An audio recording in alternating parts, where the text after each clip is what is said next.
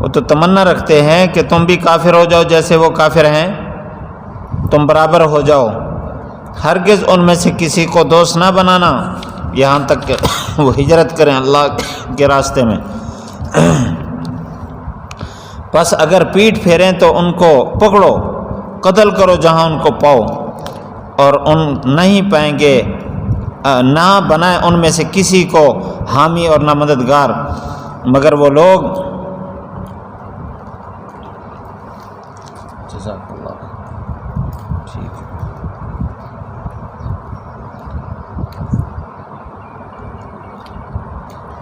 مگر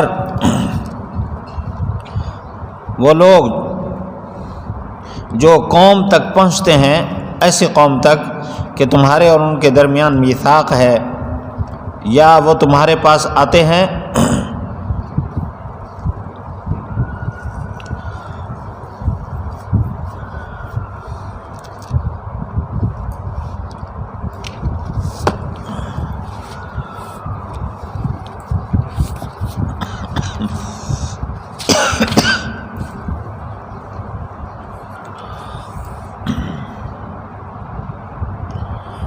اس حال میں کہ ان کے دل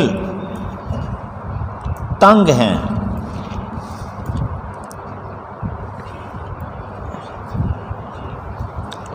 حسرت، ان کے دل تنگ ہیں،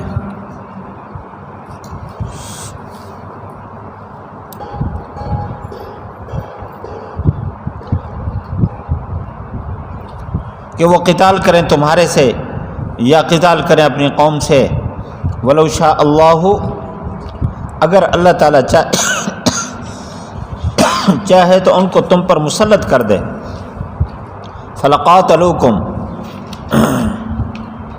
پس وہ تم سے قتال کریں۔ فَإِنِ اعْتَزَلُوكُمْ، اگر تم سے جدا ہوں تو تم سے قتال نہ کریں اور تمہاری طرف صلح ڈال دیں۔ فَمَا جَعَلَ اللَّهُ لَكُمْ، نہیں بنایا اللہ تعالیٰ نے تمہارے لیے ان پر کوئی قتل کی راہ، قتل و قید وغیرہ کی راہ۔ سَتَجِدُونَ، ان قریب پاؤ گے دوسروں کو جو ارادہ رکھتے ہیں اَن يَأْمَنُوكُمْ،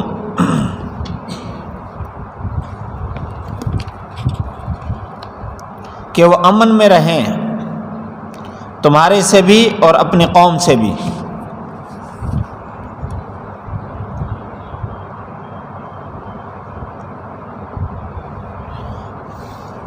کلما ردوا الی الفتنۃ، جب بھی ان کو فتنہ کی طرف، کفر کا فساد مراد ہے، اس کی طرف لوٹایا جاتا ہے، ارکسوا فیہا، تو اس میں واپس آتے ہیں وہ۔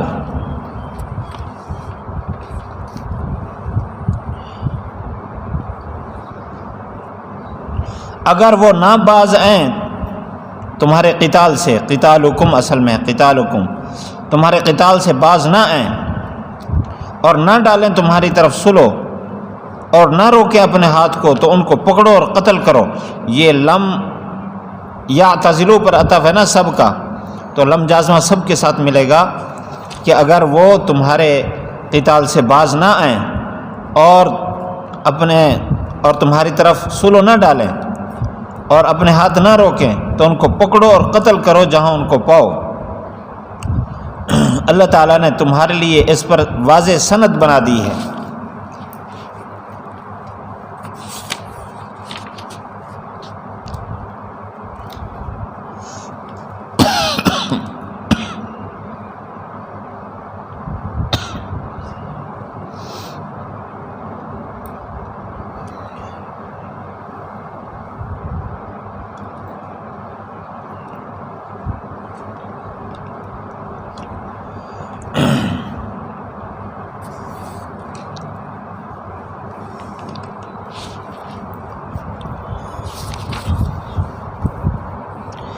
ربط بما قبل،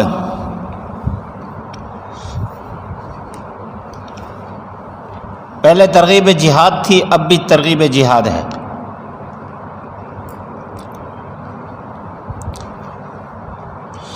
موضوع رکوع، مقتضیات جہاد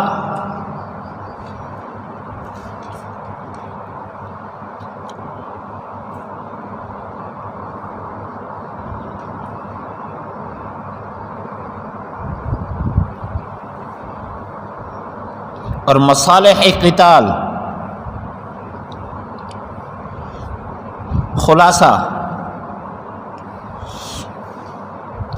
تقطيع الطمع عن ایمان المعاندین۔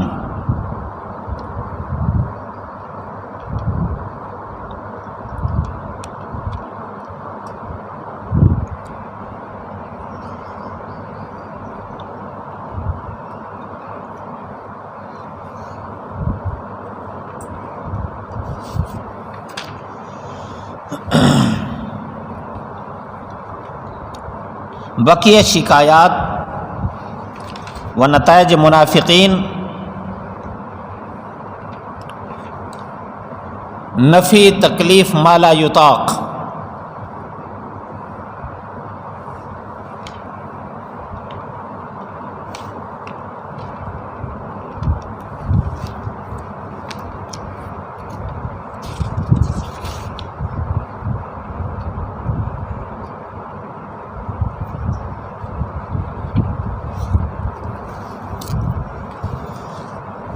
توجہ فرمائیں گے، اس آیت کا شان نزول سمجھیں گے پھر یہ آیت سمجھ آئے گی۔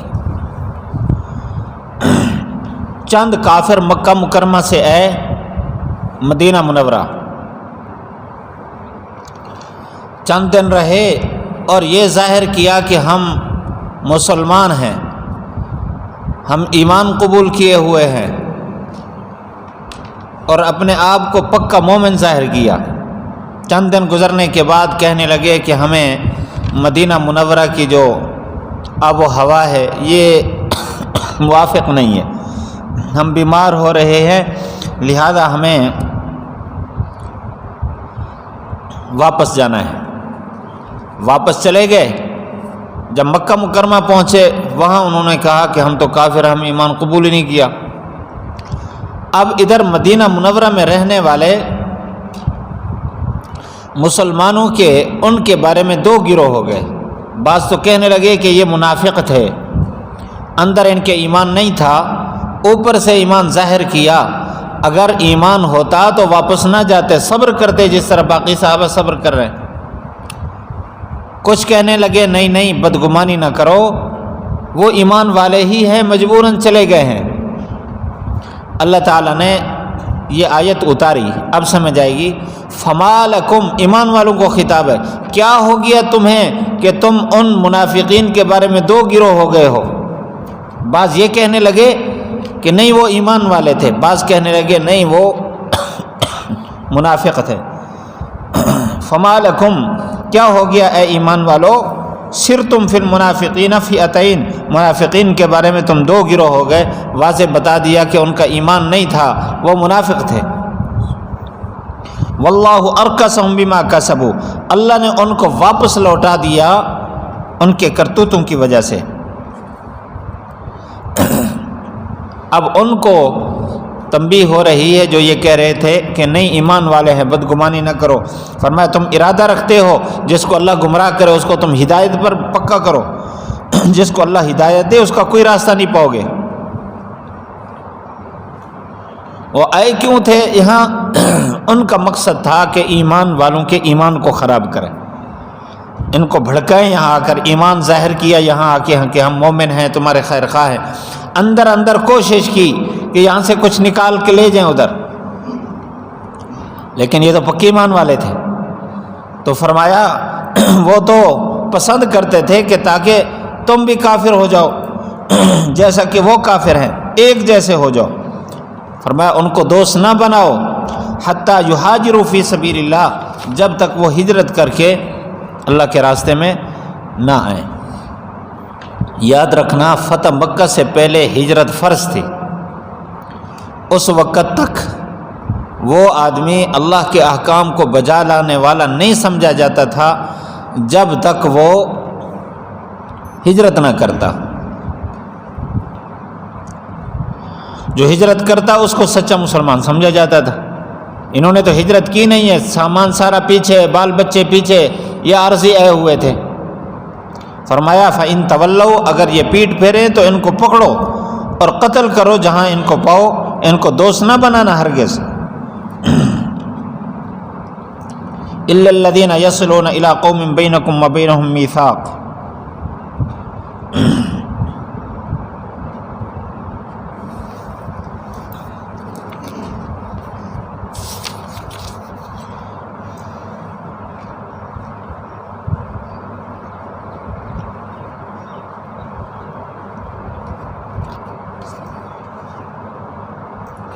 دو قول ہیں اس میں اگلی آیت کے شان نزول میں.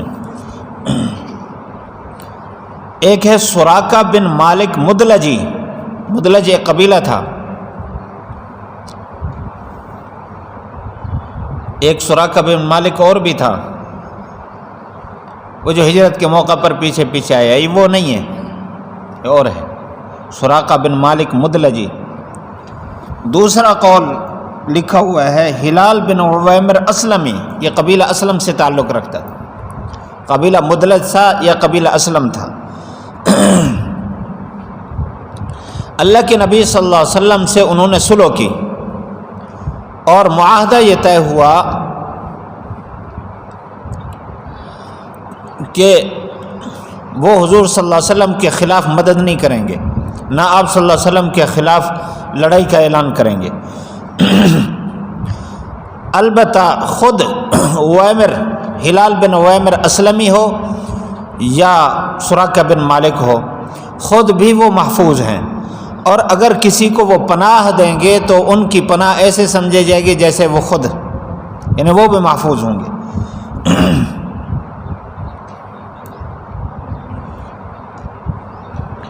اس نے یہ کہا تھا کہ ابھی میں اسلام نہیں لاتا، اگر آپ لوگوں نے مکہ کو فتح کر لیا تو اس کے بعد میں مسلمان ہوں گا، اس سے پہلے مسلمان نہیں ہوں. تو اللہ تعالیٰ نے یہاں فرمایا الا الذین یصلون، مگر وہ قوم جو آپ کے پاس پہنچی تمہارے اور ان کے درمیان میثاق ہے، اس سے وہی قوم مراد ہے.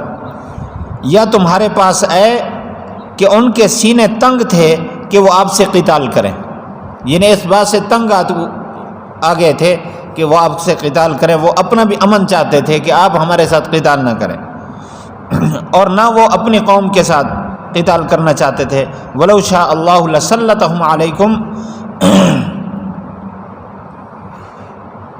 فرمایا اگر اللہ چاہتا تو ان کو آپ پر مسلط کرتا، وہ آپ سے قتال کرتے. اگر وہ تم سے الگ ہو گئے تو اب قتال نہ کرو.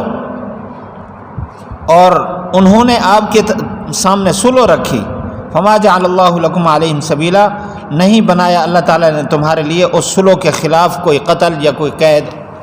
یعنی اس آیت میں گویا حکم ہے کہ ان کے خلاف آپ نے ارادہ نہیں رکھنا، نہ قتل کا، نہ قید کا، نہ مقابلے کا. اس صلح کو باقی رکھنا ہے جو آپ صلی اللہ علیہ وسلم سے صلح ہو گئی. ستجدون آخرین،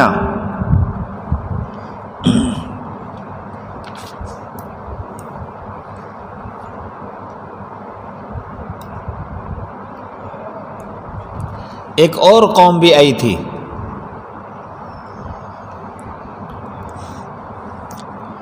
بنو اسد اور غطفان.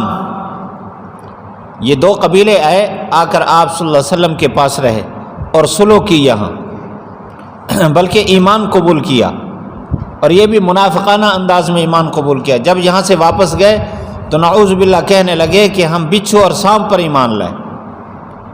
اللہ تعالیٰ نے حکم فرمایا کہ یہ جہاں بھی تمہیں ملے ان کا سر قلم کرو، ان کو رگڑو. یہ منافقانہ انداز میں یہاں آئے ہیں، غلط ارادہ لے کر آئے ہیں. ستجدون آخرین، آپ دوسروں کو پائیں گے جو ارادہ رکھتے تھے کہ تم سے امن میں رہیں اور وہ اپنے قوم سے بھی امن میں رہیں. کلما ردوا الی الفتنہ، جب لوٹے وہ فتنہ کی طرف، یعنی دوبارہ کفر اور فساد کی طرف لوٹے. ارکسوا فیہا، فیہا الیہا کے معنی میں، بمعنی الیہا، کہ وہ الٹے پاؤں لوٹے.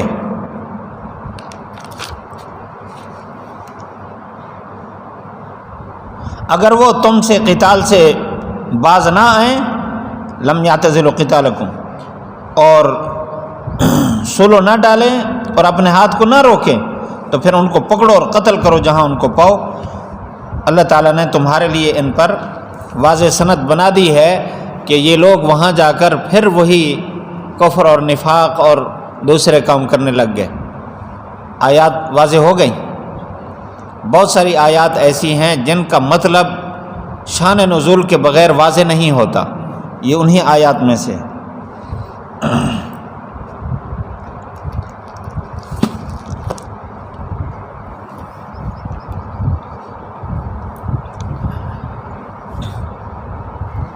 دیکھیں آگے، وَمَا كَانَ لِمُؤْمِنٍ، نہیں ہے مومن کے لیے کہ کسی مومن کو قتل کرے، الا خطأ، قتلاً اس کے پیچھے موصوف معذوف ہے، مگر قتل خطا کے طور پر۔ جو قتل کر دے کسی مومن کو خطأً تو اس کی دیت تحریر رقبۃ مؤمنہ، مومن غلام کو آزاد کرنا ہے، ودیت مسلمۃ الی اہلہ، اور دیت ہے جو سپرد کی جائے مقتول کے اہل کی طرف، الا ان یصدقوا، مگر یہ کہ وہ معاف کر دیں۔ اگر یہ قتل خطا ایسی قوم سے ہو جو دشمن ہے تمہاری اور وہ مومن ہے، تو پھر مومن غلام کو آزاد کرنا ہے۔ وَإِن كَانَ مِن قَوْمٍ، اگر ایسی قوم سے قتل خطا ہو کہ تمہارے درمیان ان کے درمیان ایک معاہدہ ہے، تو پھر فدیہ ہے جو سپرد کیا جائے اس کے اہل کی طرف، اور مومن غلام کو آزاد کرنا ہے۔ فَمَن لَّمْ يَجِدْ، اگر نہ پائیں تو 2 مہینے مسلسل روزے رکھیں، یہ توبہ کا راستہ ہے اللہ کی طرف سے، اور اللہ تعالیٰ جاننے والا حکمت والا ہے۔ وَمَن يَقْتُلْ مُؤْمِنًا مُتَعَمِّدًا، جو قتل کرے کسی مومن کو جان بوجھ کر، اس کی جزا جہنم ہے، اس میں ہمیشہ رہیں گے۔ اللہ کا غضب ہے اس پر اور اللہ کی لعنت ہے، اللہ تعالیٰ نے اس کے لیے بڑا عذاب تیار کر رکھا ہے۔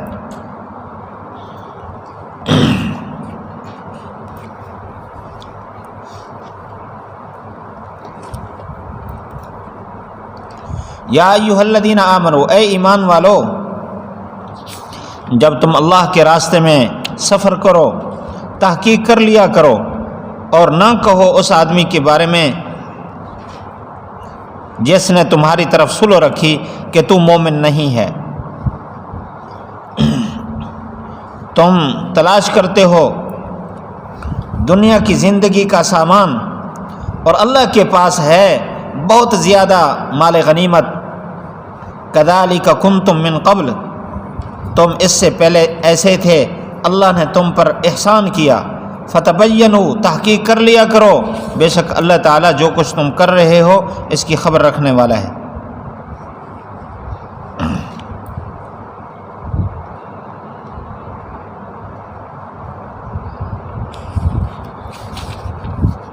لا یستوی القاعدون، نہیں ہے برابر بیٹھنے والے ایمان والوں میں سے سوائے معذوروں کے اور مجاہدین جو اللہ کے راستے میں جہاد کرتے ہیں اپنے مال اور اپنی جان سے۔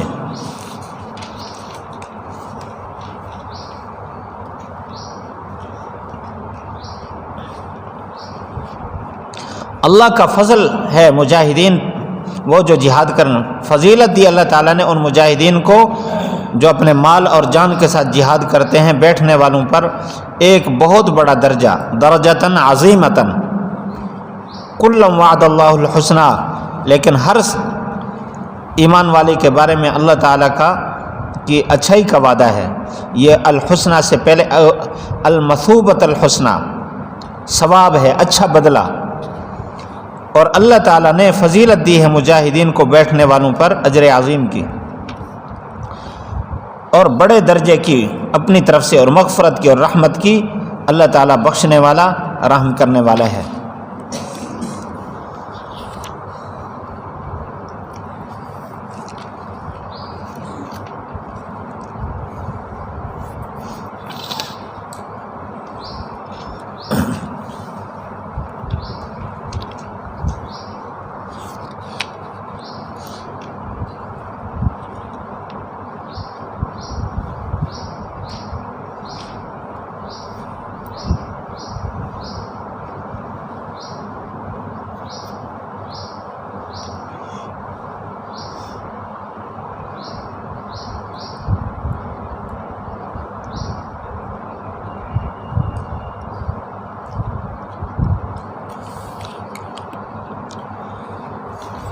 یہاں قتل خطا کے احکام بیان کیے گئے ہیں۔ فرمایا کسی مومن کے لیے جائز نہیں ہے دوسرے مومن کو قتل کرے، یعنی گویا یہ فرمایا گیا کہ دارالحرب میں جنگ کرتے ہوئے ذرا احتیاط کرنی چاہیے، وہاں کوئی مومن پھر رہے ہوں تو ان کے ایمان کی تحقیق کرنی چاہیے۔ یاد رکھیں یہ قتل خطا اس کی اولاً دو قسمیں ہیں، خطا فی القصد، خطا فی الفعل۔ خطا فی القصد یہ ہے کہ دیکھا سامنے، اس کو محسوس ہوا کہ یہ جانور ہے، یا یہ سمجھا کہ یہ کافر ہے، یعنی اس کو مارنا جائز ہے، جب اس کو جا کے لگا پتہ چلا یہ تو مسلمان ہے، یہ خطا فی القصد ہے۔ اور خطا فی الفعل یہ ہے ہرن کو مارنے لگا تو آدمی کو جا کے لگا، نشانہ بالکل سیدھا تھا۔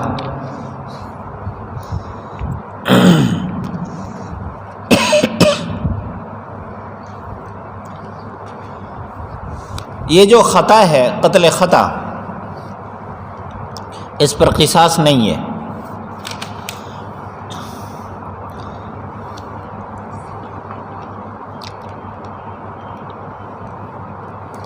اگر مقتول مومن ہے اور قتل کیا دارالاسلام میں تو اس کا حکم ہے ومن قتل مؤمنا خطأ فتحریر رقبۃ مؤمنہ، ایک تو غلام آزاد کرے گا اور غلام بھی مومن آزاد کرے گا۔ یہ شرائط اس لیے لگائیں تاکہ اس کی ادائیگی میں جب سختی ہوگی تو آئندہ احتیاط کرے گا، اور ساتھ ہی ودیۃ مسلمۃ الی اہلہ، اور دیت سپرد کرے اہل کی طرف، غلام بھی آزاد کرے اور دیت بھی ادا کرے۔ دیت کی مقدار ہے 100 اونٹ، اگر اونٹوں کی صورت میں دے، یا 1000 مسقال سونا، 1000 دینار، یا 10,000 درہم چاندی۔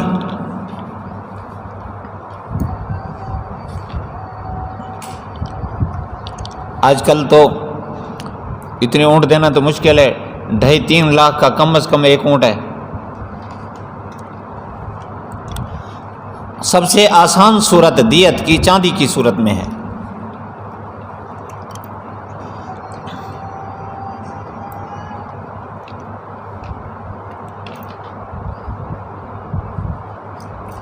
تفسیر عثمانی میں لکھا ہے کہ 2740 روپے بنتے ہیں، لیکن یہ مولانا شبیر احمد عثمانی رحمۃ اللہ علیہ کے اپنے زمانے کی بات ہے،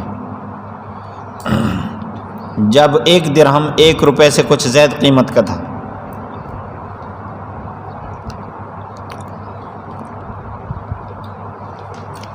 آج تو لاکھوں کے اعتبار سے اس کی قیمت بنتی ہے، 1000 کے اعتبار سے 2000 نہیں بنتی، لاکھوں کے اعتبار سے بنتی ہے، اس لیے کہ 1 درہم ہوتا ہے 3 ماشا 1.5 رتی، 3 ماشا اور 1.5 رتی کا۔ اور آج کل قیمت جو ہے وہ کافی زیادہ ہو چکی ہے، اس لیے اب قیمت بہت زیادہ بنے گی۔ تو فرمایا اس حساب سے موجودہ قیمت کے حساب سے دیں گے۔ وَإِنْ كَانَ مِنْ قَوْمٍ بَيْنَكُمْ وَبَيْنَهُمْ مِيثَاقٌ۔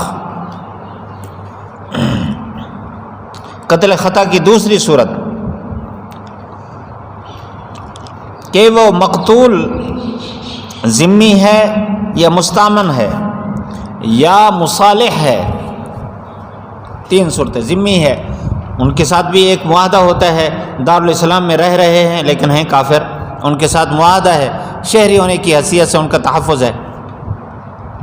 مستامن ہے تو کافر ہے بھی دارالحرب کا، لیکن وہ ویزے کے ساتھ آیا ہوا ہے تو حکومت نے اس کو امن دیا ہوا ہے۔ تیسری صورت کہ ان کے ساتھ صلح ہے، ایسے آدمی کو اگر قتل کر دیا تو فدیۃ مسلمۃ الی اہلہ و تحریر رقبۃ مؤمنہ،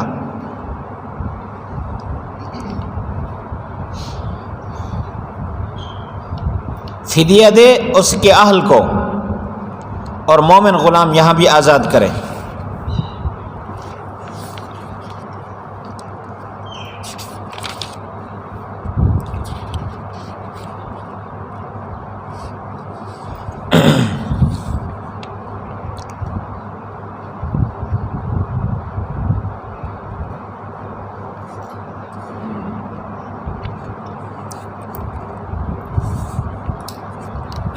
یہ دوسری صورت ہو گئی، فدیہ وہی دیت ہے۔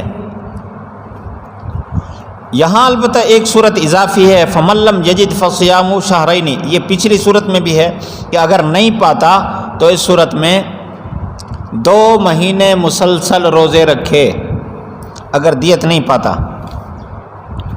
غلام نہیں پاتا۔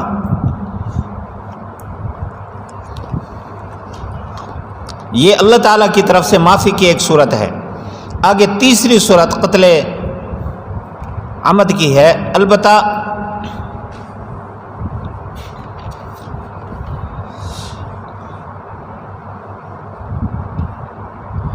اگر مسلمان جو قتل ہوا اس کے وارث کافر ہیں، اس کی بات آگے آ رہی ہے، کافر ہیں جن کے ساتھ دشمنی بھی ہے، تو ایسی صورت میں صرف کفارہ ادا کیا جائے گا، دیت دینا لازم نہیں ہے، کیونکہ کافر مستحق نہیں ہے دیت کے، تو ان کو دیت نہیں دی جائے گی، کفارہ ادا کرے گا، کیا مومن غلام آزاد کرے گا۔ آگے ہے وَمَن يَقْتُلْ مُؤْمِنًا مُتَعَمِّدًا، قتل عمد کی بات، کہ جو کسی مومن کو جان بوجھ کر قتل کرے اس کی جزا جہنم ہے جس میں ہمیشہ رہیں گے، اور اللہ کا غضب ہے، اللہ کی لعنت ہے، اللہ تعالیٰ نے اس کے لیے دردناک عذاب تیار کر رکھا ہے۔ حضرت ابن عباس رضی اللہ تعالیٰ عنہ فرماتے ہیں کہ یہ ظاہری معنی پر ہے، کوئی بھی کسی مسلمان کو قتل کرتا ہے تو وہ ہمیشہ جہنم میں رہے گا، اس کا معاملہ کافر والا ہے۔ لیکن بعض مفسرین کا یہ قول ہے کہ یہ ہر آدمی کے لیے نہیں بلکہ مستحل بقتل المؤمن کے لیے ہے، جو مومن کے قتل کو حلال سمجھ کر قتل کرتا ہے، کیونکہ اس نے صریح حرام کو حلال قرار دیا، تو جو اللہ کے حرام کردہ کو حلال کا نظریہ اور عقیدہ رکھے تو وہ ایمان سے نکل جاتا ہے، اس لیے وہ ہمیشہ کے لیے جہنم میں چلا جائے گا۔ یا ایھا الذین آمنوا اذا ضربتم فی سبیل اللہ، کہ جب تم اللہ کے راستے میں نکلو، فتبینوا، تحقیق کر لیا کرو،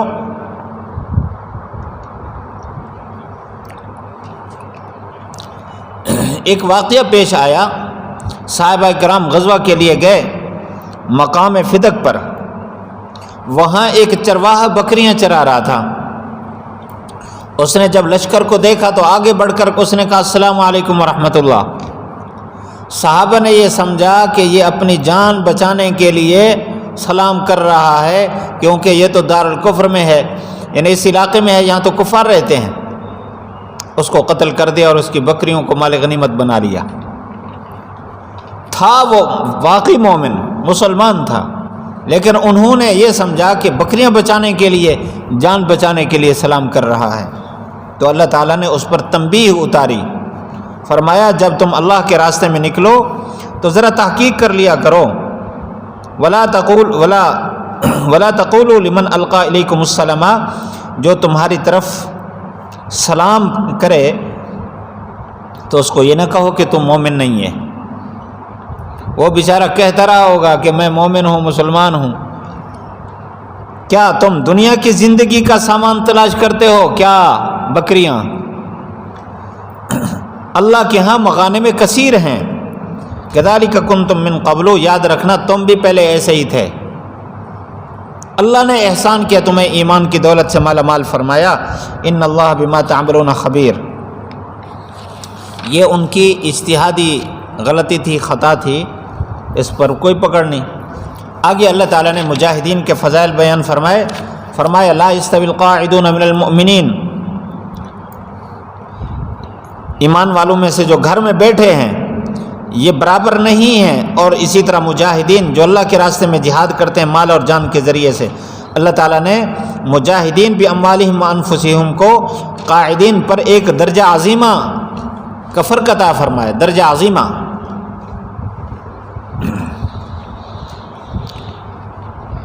جب یہ آیت نازل ہوئی تو ایک صحابی پریشان ہو گئے جن کا نام ہے حضرت عبداللہ ابن ام مکتوم رضی اللہ تعالیٰ عنہ، کہ میں تو نابینا ہوں، میں تو لڑ ہی نہیں سکتا، اوہو یہ تو مجاہدین میرے اوپر فضیلت لے گئے، میں پیچھے رہ گیا۔ صحابہ کے اندر یہ جذبہ تھا، ادھر کیا، اوہو یہ تو آگے نکل گیا، اس نے موٹر سائیکل لے لی، میں ابھی ادھر سائیکل پر پھر رہا ہوں۔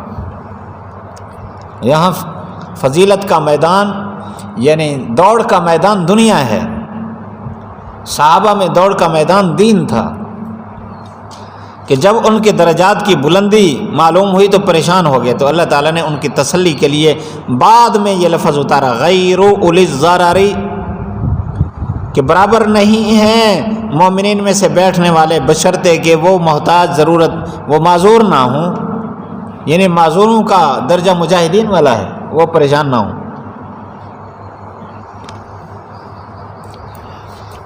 لیکن اللہ تعالیٰ نے سب کے لیے بخشش کا فیصلہ، وَكُلًّا وَعَدَ اللَّهُ الْحُسْنَى، سب صحابہ کے لیے اللہ تعالیٰ نے اجر عظیم کا وعدہ کر لیا، وعد اللہ الحسنى۔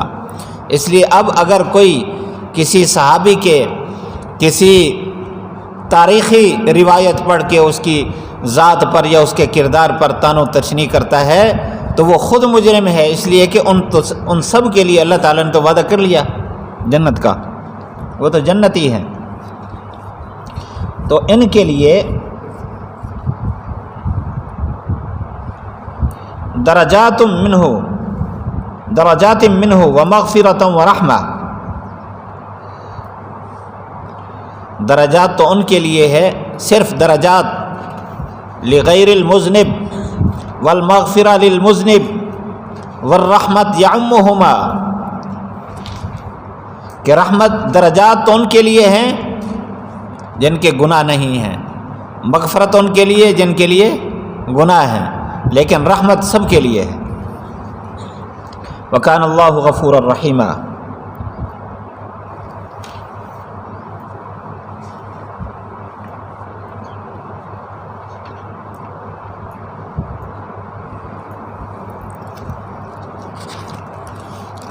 اگلے رکوع کا ترجمہ دیکھیے، ان الذین توفاہم الملائکہ،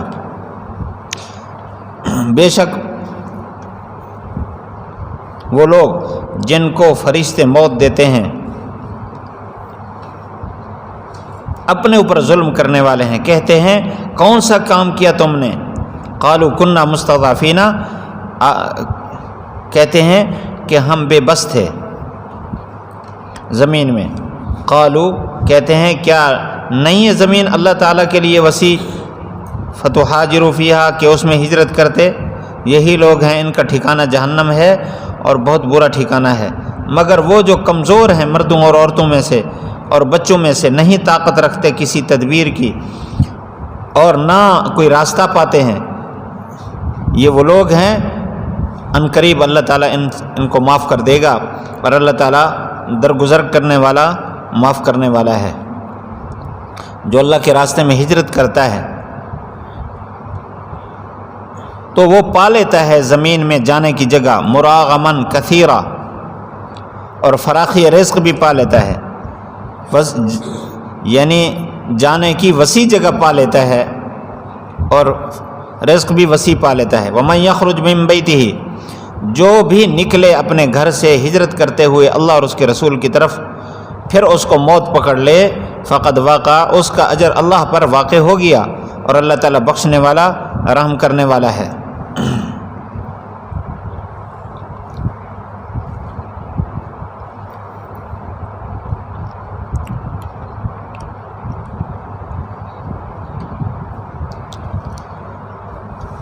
اللہ اکبر۔ ربط رکوب ما قبل، پہلے مجاہدین فی سبیل اللہ کے نتائج تھے،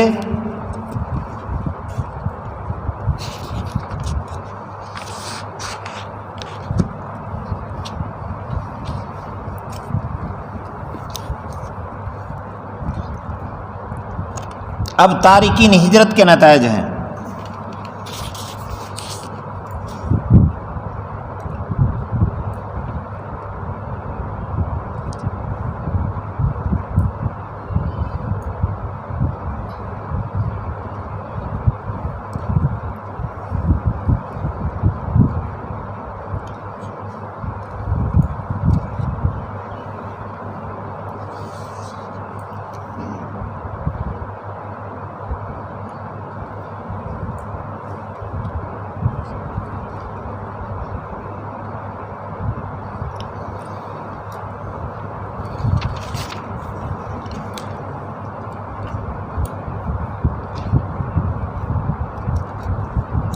موضوع بغیر عذر کے تارکین ہجرت کے نتائج،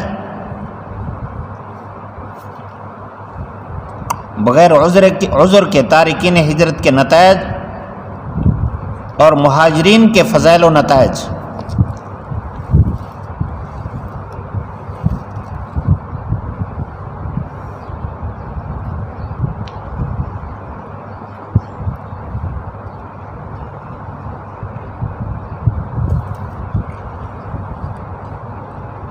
خلاصہ،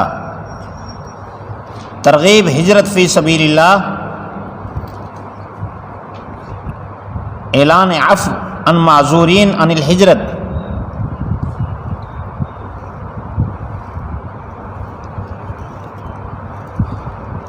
تاکید ہجرت، تسلی مہاجرین۔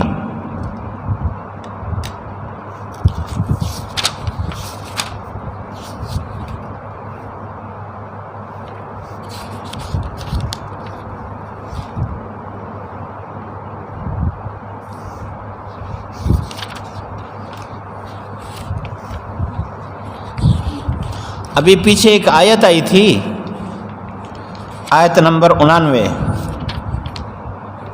وَدُّوا لَوْ تَكْفُرُونَ كَمَا كَفَرُوا فَتَكُونُونَ سَوَاءً فَلَا تَتَّخِذُوا مِنْهُمْ أَوْلِيَاءَ حَتَّى يُهَاجِرُوا فِي سَبِيلِ اللَّهِ۔ یہاں ہجرت کی فرضیت کا تذکرہ تھا۔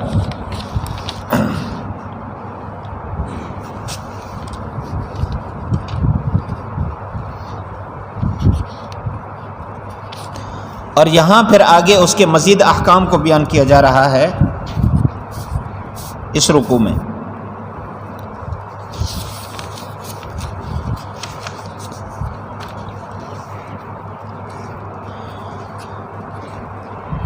فرمایا ان الذین توفاہم الملائکہ،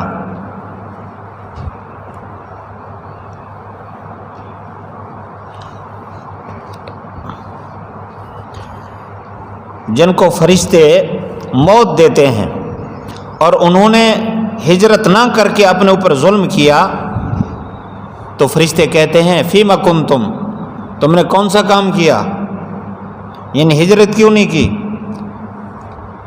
وہ کہتے ہیں کہ ہم بے بس تھے زمین میں، ہم ہجرت نہیں کر سکتے تھے۔ قالوا کننا مستضعفین فی الارض، فرشتے ان کو جواب دیتے ہیں الم تکن ارض اللہ واسعۃ فتہاجروا فیہا، کیا اللہ کی زمین تھوڑی ہے کہیں ہجرت کر جاتے؟ یہ لوگ ہیں جن کا ٹھکانہ جہنم ہے اور برا ٹھکانہ ہے۔ یہ پہلی آیت میں تارکین ہجرت کے لیے وعید ہے کہ دنیا میں اگر کوئی ان کو کچھ نہ کہے، لیکن موت کے وقت فرشتہ ان کو ڈانٹ پلا کے پھر وہ قبض کرتا ہے۔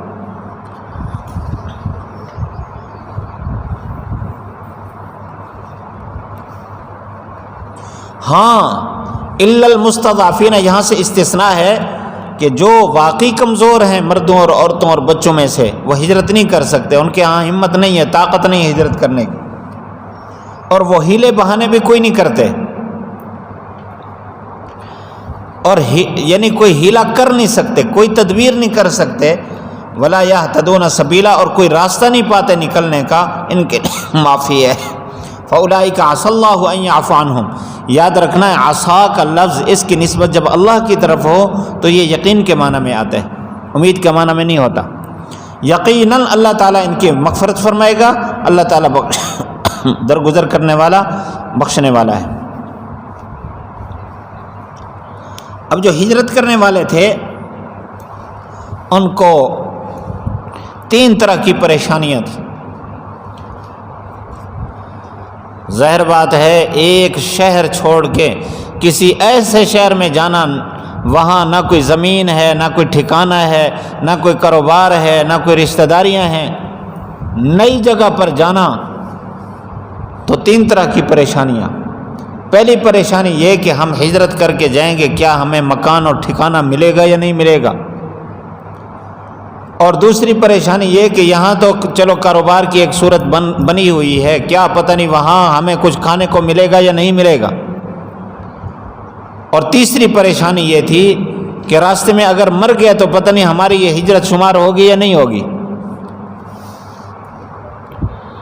پہلا کہ پتہ نہیں ہمیں ٹھکانہ ملے گا یا نہیں ملے گا، دوسری پریشانی پتہ نہیں ہمیں وہاں رزق ملے گا یا نہیں ملے گا، تیسری پریشانی کہ ہجرت تو فرض ہے، ہم کر کے جا رہے ہیں، اگر راستے میں مر گئے نہ پہنچے پتہ نہیں ہجرت شمار ہوگی یا نہیں۔ اللہ تعالیٰ نے تینوں کا یہاں جواب دیا، فرمایا وَمَن يُهَاجِرْ فِي سَبِيلِ اللَّهِ، جو اللہ کے راستے میں ہجرت کرتے ہیں زمین میں بہت جگہ پائیں گے، مراغماً کثیرا، مراغم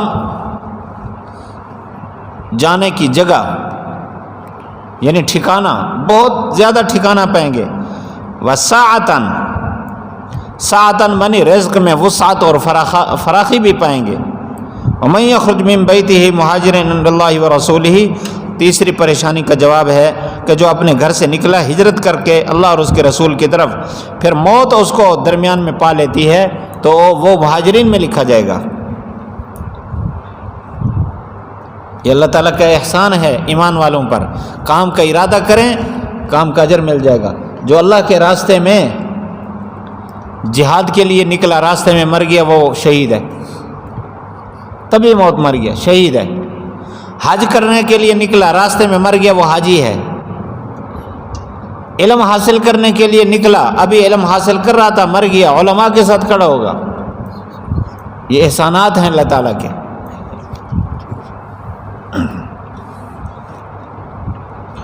اللہ تعالیٰ بخشنے والا رحم کرنے والا ہے۔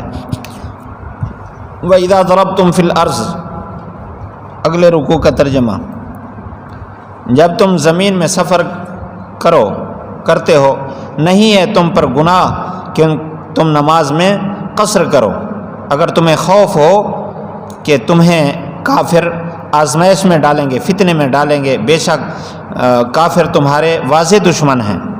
وَإِن كُنْتَ فِيهِمْ، اگر آپ ان میں ہوں، فَأَقَمْتَ، تو ان کے لیے نماز قائم کریں، تو چاہیے کہ کھڑا کریں ایک گروہ ان میں سے اپنے ساتھ۔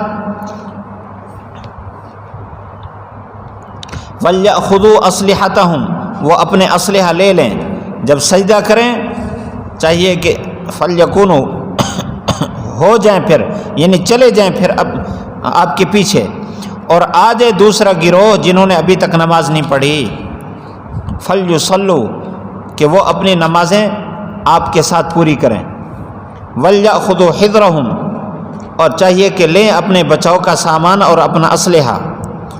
کافر تو پسند کرتے ہیں کہ آپ غافل ہوں اپنے اسلحہ سے اور اپنے سامان سے، وہ تم پر ایک ہی دفعہ جھپٹ پڑیں۔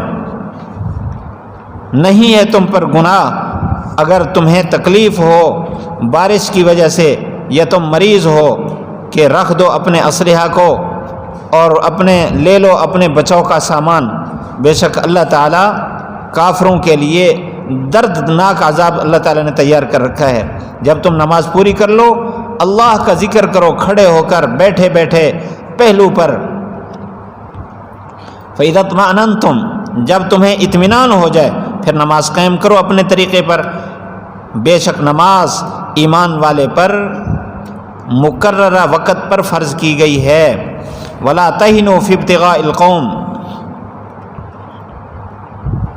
اور نہ سستی کرے قوم کی تلاش میں، قوم کے تعاقب میں۔ ان تکونوا تعلمون،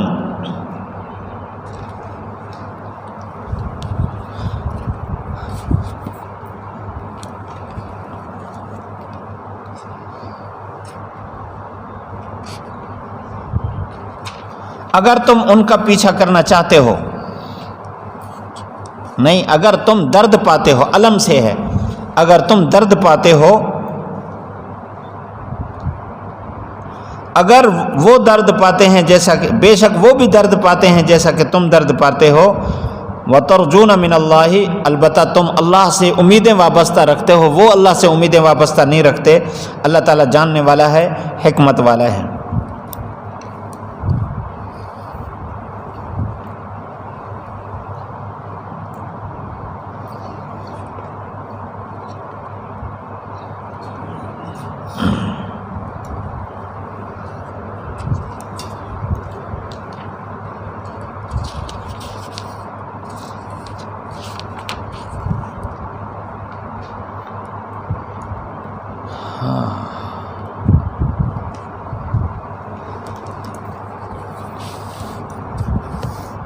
ربط رکوع بما قبل،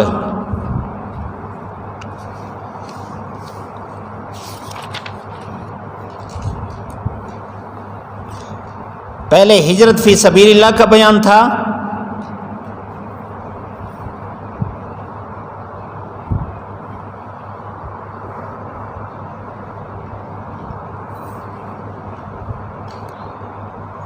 اب فرمایا کہ ہجرت میں جب وطن چھوڑ کر سفر کی حالت میں ہوں تو نماز کی ضرورت پڑے گی، تو بطور تتمہ نماز قصر اور نماز خوف کا بیان ہے۔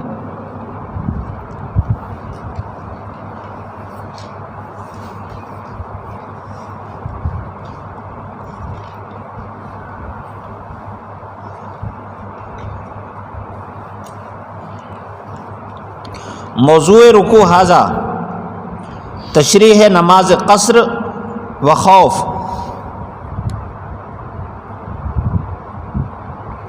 و شغل بذکر اللہ کی تاکید۔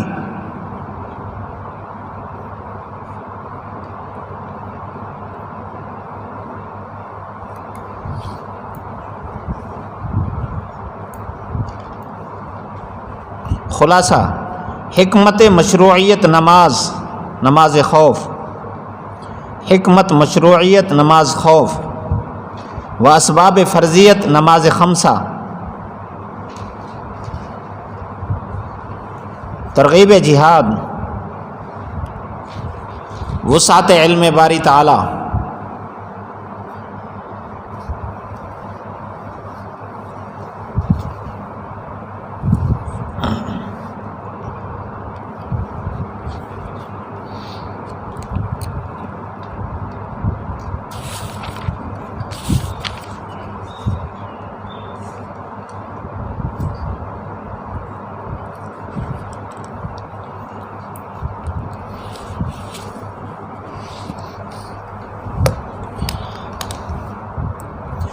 ہجرت کے دوران ہجرت کا بھی تذکرہ ہے اور جہاد کا بھی تذکرہ ہے، دونوں کے لیے سفر کی ضرورت پڑتی ہے اور سفر میں نماز کا وقت آتا ہے، اس لیے نماز کا تذکرہ کر رہے ہیں۔ فرمایا جب تم زمین میں سفر کی حالت میں ہو، فلیس علیکم جناح، تم پر گناہ نہیں ہے کہ تم نماز میں قصر کرو۔ احناف کے نزدیک یہاں جناح اباحت کے لیے نہیں ہے کہ تمہیں اختیار ہے چاہے 4 پڑھو چاہے 2 پڑھو، بلکہ قصر کرنا واجب ہے مسافر پر جو 77 کلومیٹر کے ارادے سے اپنے شہر سے نکلے، اور وہاں راستے میں تو سفر ہوگا، سفر قصر نماز پڑھے گا۔ جب کسی شہر میں 15 دن سے کم ٹھہرنے کی نیت ہو تو وہاں بھی قصر کرنا ہے۔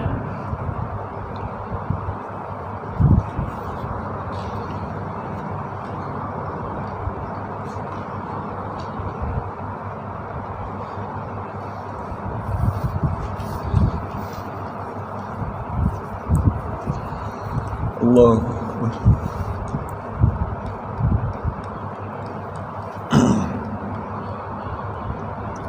آگے اس کا طریقہ بتایا کہ اگر تمہیں خوف ہو کافر فتنے میں ڈالیں گے، جماعت کے ساتھ نماز نہیں پڑھ سکیں گے، اور سب کی خواہش ہو کہ ایک امام کے پیچھے نماز پڑھنی ہے، نبی ہیں یا بڑے اللہ والے ہیں، امیر کے پیچھے نماز پڑھنے کی خواہش ہے، تو ایسی صورت میں امیر کی ذمہ داری ہے کہ 2 گروہ بنائے. ایک گروہ دشمن کے سامنے کھڑا ہوگا، ایک گروہ نماز پڑھے گا لیکن اسلحہ اٹھا کر نماز پڑھے گا، بوٹ شوٹ بھی کسے ہوئے ہوں، کلاشن بھی اٹھائی ہوئی ہو، اسی حالت میں نماز پڑھیں گے. اگر 2 رکعت والی نماز ہے تو پہلے گروہ کو 1 رکعت پڑھے گا امام. 1 رکعت جب مکمل ہو جائے گی تو امام رک جائے گا. یہ گروہ دونوں سجدوں سے فارغ ہو کر چلے جائیں گے دشمن کے سامنے، اور جو دشمن کے سامنے ہیں وہ ادھر آ جائیں امام کے پیچھے. امام ان کو دوسری رکعت پڑھائے گا. دوسری رکعت مکمل ہو جائے تو پھر فقہ میں یہ لکھا ہے کہ یہ گروہ پھر چلا جائے دشمن کے سامنے، پہلے والا گروہ جنہوں نے پہلی رکعت پڑھی تھی یہاں آ جائے، یہاں آ کر وہ دوسری رکعت پڑھے گا لاحق کی طرح. لاحق کی نماز ایسی ہوتی ہے جیسے امام کے پیچھے نماز پڑھی جائے، قرات نہیں ہوتی، خاموش کھڑا ہونا ہوتا ہے. تو یوں اپنی نماز پوری کریں گے اور پھر یہ چلے جائیں گے. دوسرا گروہ جو گیا تھا وہ واپس آئے گا، یہاں آ کر ان کی دوسری رکعت امام کے ساتھ ہوئی تھی، اب پہلی رکعت وہ پڑھیں گے جیسا کہ مسبوق پڑھتا ہے جس کی 1 رکعت رہ گئی ہو کہ وہ پیچھے قرات کرتا ہے، اسی طرح قرات کریں گے. دونوں کو پوری جماعت یعنی پوری نماز جماعت کے ساتھ پڑھنے کا اجر ملے گا. لیکن اس میں کئی طریقے ہیں، آپ فقہ میں پڑھیں گے، مزید بھی پڑھیں گے. ابو داؤد شریف میں جب یہ بحث آتی ہے اس میں کئی سارے طریقے آتے ہیں صلاۃ الخوف کے.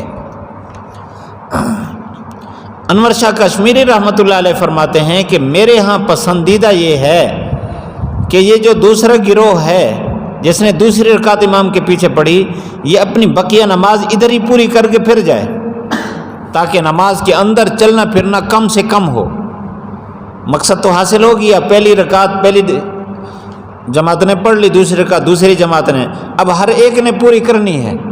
تو بہتر ہے کہ یہ یہاں پوری کر لیں، ادھر سے دشمن کا مقابلہ تو ہو رہا ہے. البتہ جو دوسری پہلا گروہ وہاں گیا کھڑا ہے، یہ یہاں سے فارغ ہو کر نماز مکمل کر کے چلے جائیں گے اور وہ وہیں ذرا پیچھے کھڑے ہو کر اپنی نماز پوری کر لیں گے دوسری رکعت.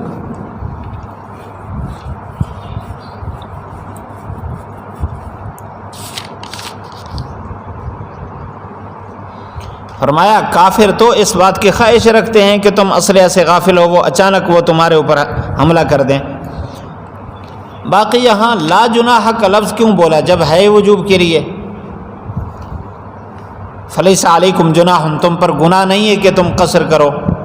تو اس کا جواب یہ ہے کہ جب 4 رکعتیں فرض تھیں اور جماعت کے آداب ان کے دل و دماغ میں پیوست ہو چکے تھے تو ایسی صورت میں ان کے لیے 2 رکعت پڑھنا ذرا سمجھ نہیں آتا تھا، طبیعت پر بوجھ پڑ رہا تھا کہ آدھی نماز پڑھیں آدھی چھوڑ دیں. تو اللہ تعالیٰ نے فرمایا بھائی تمہارا قصر کرنا تمہارے لیے کوئی گناہ کی بات نہیں ہے، تم کرو، اللہ کا حکم ہے.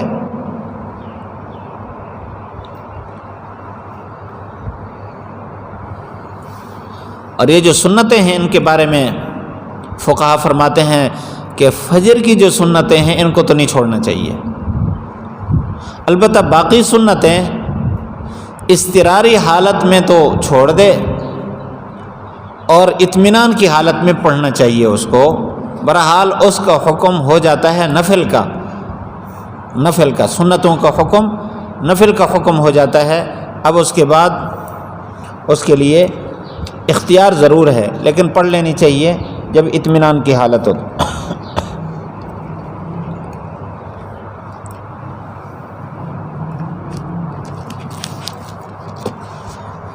اگلا رکوع.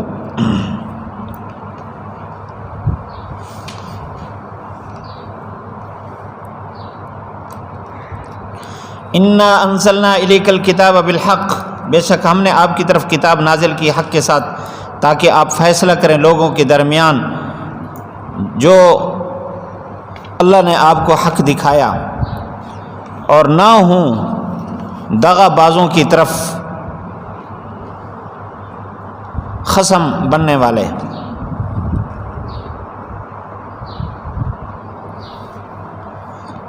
اور اللہ سے توبہ کیجئے، اللہ تعالیٰ بخشنے والا رحم کرنے والا ہے۔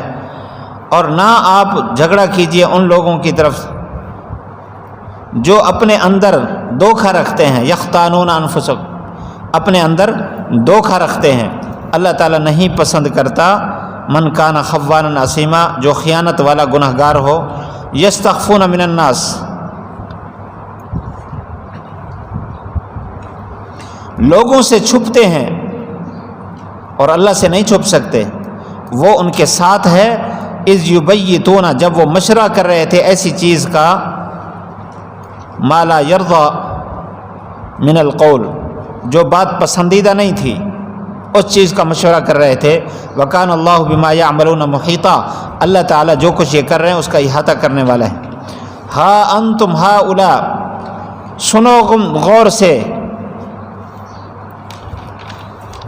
کہ ان کی طرف سے تم جھگڑتے ہو دنیا کی زندگی میں، جو اللہ تعالیٰ سے مقابلہ کرے ان کی طرف سے، کون مقابلہ کرے گا اللہ تعالیٰ سے ان کی طرف سے قیامت کے دن؟ کون ہوگا ان پر وکیل؟ ومن یعمل، جو آدمی برا عمل کرے یا اپنے اوپر ظلم کرے پھر اللہ تعالیٰ سے معافی مانگے، اللہ تعالیٰ کو بخشنے والا رحم کرنے والا پائے گا۔ اور جو گناہ صغیرہ کرے سوائے اس کے نہیں، اس نے اپنے خلاف ہی کمائی کی ہے۔ اللہ تعالیٰ جاننے والا حکمت والا ہے۔ اور جو کوئی گناہ صغیرہ گناہ کرتا ہے یا کبیرہ گناہ کرتا ہے ثم یرمی بہ،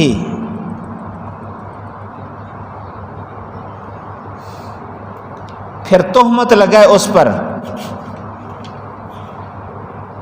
اس کے ذریعے بری پر تہمت لگائے، فقط احتمل، اس نے بہتان کو اٹھایا اور بہت برا گناہ اٹھایا ہے۔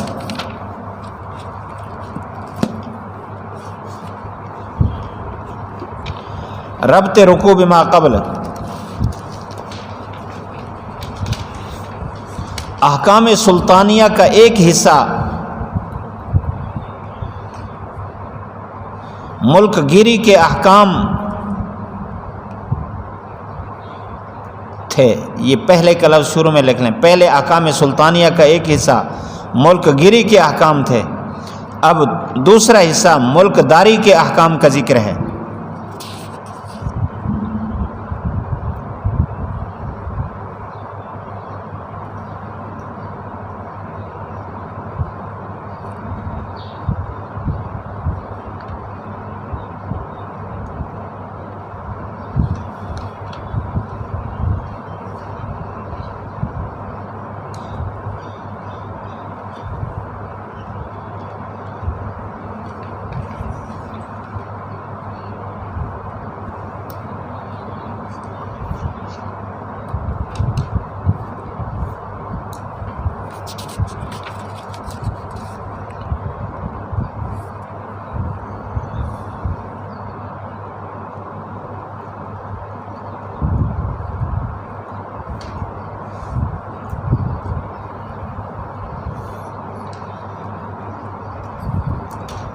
موضوع فضائل و فرائض رسول اللہ۔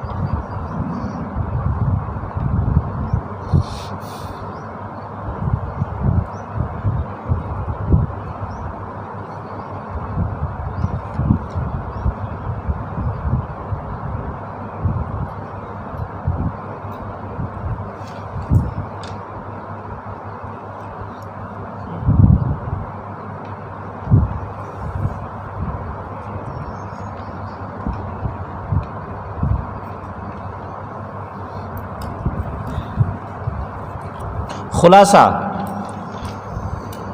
داستان داستان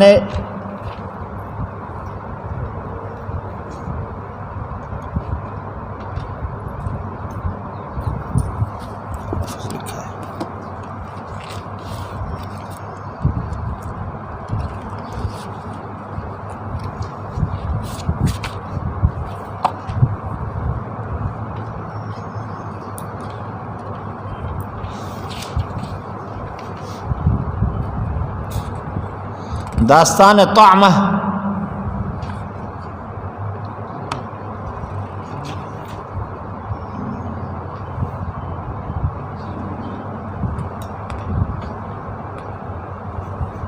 اس کو لکھے تہمہ، داستان تہمہ، قبولیت توبہ تائبین۔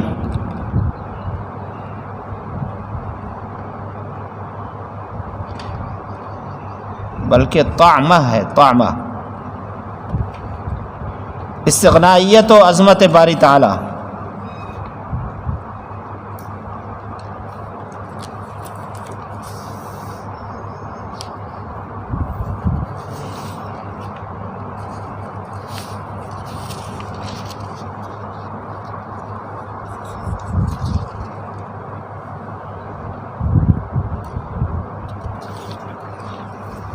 توجہ فرمائیں گے۔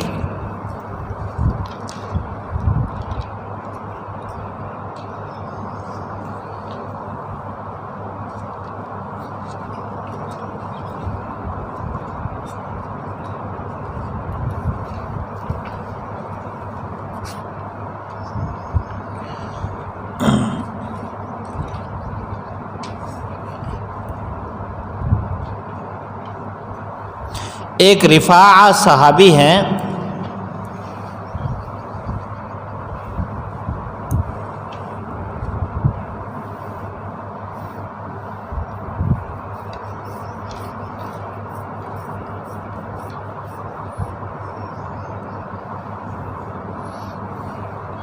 بشیر نامی ایک منافق نے، جس کو طعمہ کہتے تھے، طعمہ، پتہ نہیں وہی بشیر ہے یا دوسرا ہے جو صبح آیا تھا، اس نے رفاعہ کے گھر چوری کی۔ چوری کس طرح کی؟ پیچھے سے نقب لگایا اور آٹے کی بوری چرا لی، اور اس آٹے کے اندر اسلحہ بھی موجود تھا، اور طریقہ یہ اختیار کیا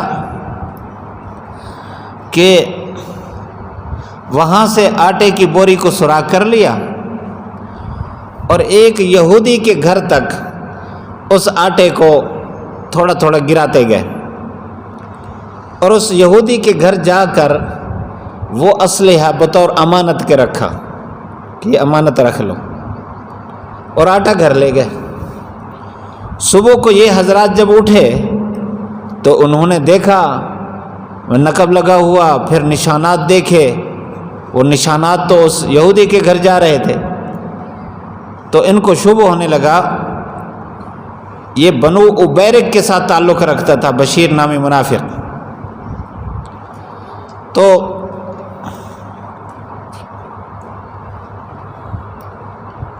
ان کو شبہ ہوا، لیکن ظاہری نشان جب دیکھا کہ یہ تو یہودی کے گھر جا رہا ہے، تو انہوں نے کہہ دیا کہ اس یہودی نے اٹھایا، پھر اسلحہ بھی اس کے گھر سے نکل آیا، اور اس نے صفائی دی کہ یہ تو بنو عبیرک کے لوگوں نے یہاں میرے پاس امانت رکھی ہے۔ یہ کہتے تھے نہیں آپ نے چرایا ہے۔ اور یہ جو بشیر تھا یہ رفاعہ کا شریک حال بھی تھا، یعنی دوستانہ تعلقات بھی تھے، تبھی تو اس کو پتہ تھا بھئی بوری پڑی ہے اور اندر اسلحہ بھی پڑا ہے۔ تھا یہ منافق، اپنے آپ کو مسلمان ظاہر کرتا تھا، اس لیے سب کا خیال یہی ہونے لگا کہ یہودی نے اٹھایا۔ حضرت قتادہ رضی اللہ تعالیٰ عنہ نے آ کر حضور صلی اللہ علیہ وسلم کو صورتحال بتائی۔ آپ نے اس ظاہری حالات کو دیکھ کر آپ کا رجحان بھی ادھر ہونے لگا کہ اس یہودی نے چرایا، اور آپ نے ان کو سزا دینے کا بھی ارادہ فرما لیا۔ اللہ تعالیٰ نے یہ رکوع اتار کر صورتحال سے واقف فرمایا کہ اصل چور یہ نہیں ہے، چور وہی ہے بشیر نامی طعمہ، اس نے چرایا ہے، بنو عبیرق کے آدمی نے چرایا ہے، تو اس کی جان چھوٹی، پتہ نہیں اس کو تو مسلمان ہو جانا چاہیے تھا، اس کی صفائی اللہ نے خود بیان فرمائی۔ تو فرمایا انا انزلنا الیک الکتاب بالحق، ہم نے آپ پر کتاب نازل کی حق کے ساتھ، تاکہ لوگوں کے درمیان فیصلہ کریں جو اللہ آپ کو حق دکھائے۔ ولا تکن للخائنین خصیما، آپ یہ دھوکہ کرنے والوں کے حق میں خصیم نہ بنیں کہ ان کی طرف سے آپ جھگڑا نہ کریں۔ واستغفر اللہ، اللہ تعالیٰ سے استغفار کریں، اللہ تعالیٰ بخشنے والا رحم کرنے والا ہے۔ ولا تجادل عن الذین یختانون انفسہم، اچھا آپ صلی اللہ علیہ وسلم نے فیصلہ کوئی نہیں فرمایا تھا، نہ آپ جھگڑے تھے، آپ کی ایک رائے تھی جو ظاہری احوال کے مطابق تھی کہ یہودی نے چرایا، لیکن اللہ تعالیٰ نے یہاں فیصلے سے پہلے متنبع فرما دیا اور ساتھ ہی تنبیہ فرما دی کہ اللہ تعالیٰ سے استغفار بھی کریں اتنی بات پر بھی۔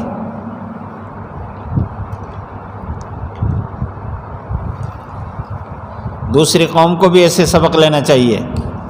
اگر حضور صلی اللہ علیہ وسلم حاضر ناظر ہوتے تو آپ فرماتے ہاں ہاں میں دیکھ رہا تھا بشیر نامی نے چوری کیا اور ادھر امانت رکھا، تو یہ مشکلات پیش نہ آتی۔ ان اللہ کان غفور الرحیم، اگر نعوذ باللہ ان کے نظریے کے مطابق آپ صلی اللہ علیہ وسلم حاضر ناظر جان رہے تھے، ویسے اللہ کے نبی نے دوسرے کے حق میں بات کر دی، یہ تو بڑی تہمت ہے۔ بہرحال فرمایا کہ ان لوگوں کی طرف سے آپ جھگڑا نہ کریں جنہوں نے دغا کیے رکھا، اللہ تعالیٰ ان دغا بازوں کو ہرگز پسند نہیں کرتا۔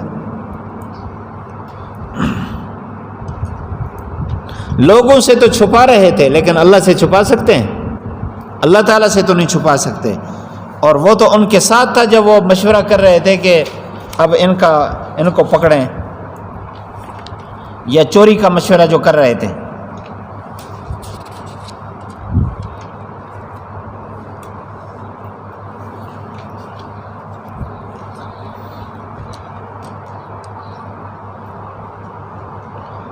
لوگوں سے تو چھپتے ہیں لیکن اللہ سے نہیں چھپ سکتے۔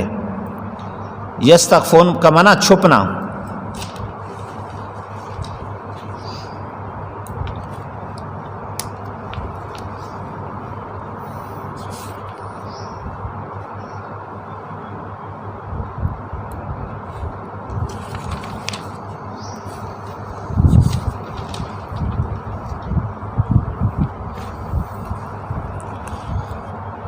اللہ اکبر۔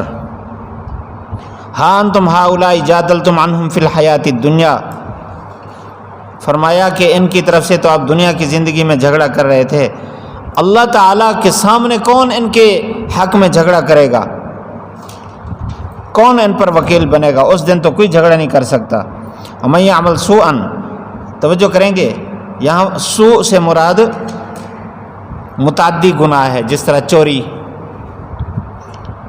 اور یظلم نفسہ سے مراد غیر متعدی گناہ ہے، جیسے ترک صلاۃ وغیرہ۔ کوئی متعدی گناہ کرے یا غیر متعدی گناہ کرے، پھر اللہ سے معافی مانگے، اللہ تعالیٰ بخشنے والا رحم کرنے والا ہے۔ ومن یکسب اثما، اور جو آدمی صغیرہ گناہ کرے، اسم سے مراد یہاں صغیرہ گناہ ہے، تو اس نے اپنے خلاف ہی سارا کچھ کیا۔ وکان اللہ علیما حکیما، یہ یہودی پر افطراء ایک صغیرہ گناہ اپنے خلاف ہی اس نے کیا۔ اور جو آدمی خطا نہ ایسا کہہ دے، یا یعنی صغیرہ گناہ کرے یا کبیرہ گناہ کرے، اثمن ثم یرمی بہ بریئا، پھر تہمت لگا دے اس کے ذریعے بری پر، تو اس نے بہت بہتان اٹھایا اور بہت بڑا گناہ کیا۔ جب حقیقت حال کھل گئی تو اب یہ جو بشیر نامی منافق تھا، یہ مدینہ منورہ چھوڑ کر بھاگ گیا مکہ مکرمہ۔ وہاں جا کر علی اعلان اس نے اپنے آپ کو مشرک اور کافر ظاہر کیا۔ اگر پہلے ایمان والا تھا تو گویا وہ مرتد ہو گیا، اگر پہلے سے منافق تھا تو اس کے اندر کا کفر بالکل واضح ہو گیا۔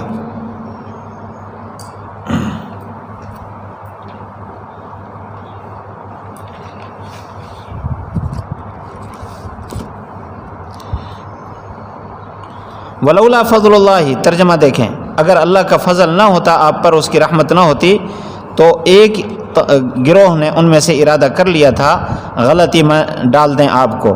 وما یضلون الا انفسهم، وہ اپنے آپ کو گمراہ کر رہے تھے، آپ کو کوئی نقصان نہیں پہنچا رہے تھے. اللہ تعالیٰ نے آپ پر کتاب نازل کی اور حکمت نازل کی اور آپ کو بتائی ایسی چیز جو آپ نہیں جانتے تھے. وکان فضل اللہ، اللہ کا فضل آپ پر بہت بڑا ہے.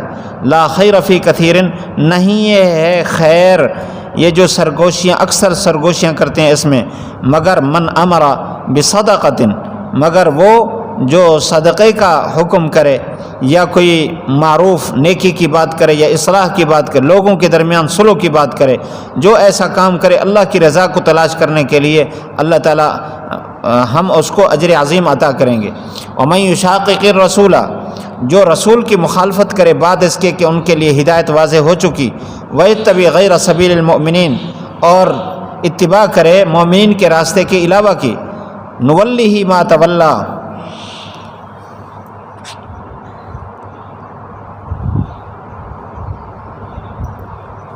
تو ہم اس کو حوالے کرتے ہیں اس کے جس کی طرف اس کا رخ ہوتا ہے. ونصلہ جہنم، ہم اس کو جہنم میں داخل کریں گے، بہت برا ٹھکانہ ہے. ربط رکوع بما قبل.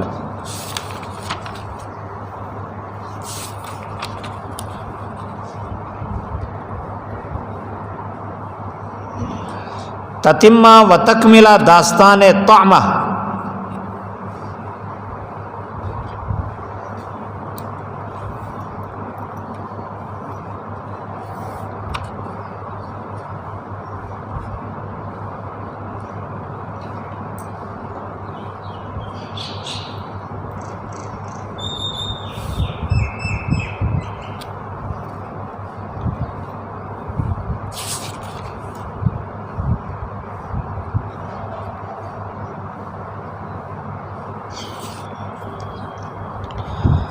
نمبر 2 ملک داری کا تتمہ.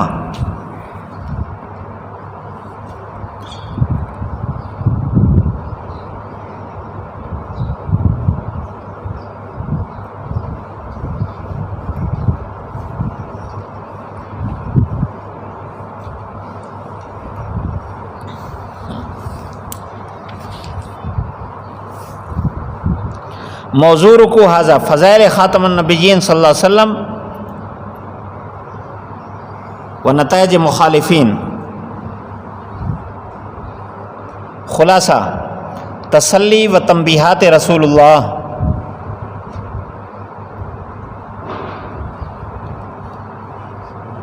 آگے فرائض شورا، یہ ہے تسلی و تنبیہات رسول اللہ.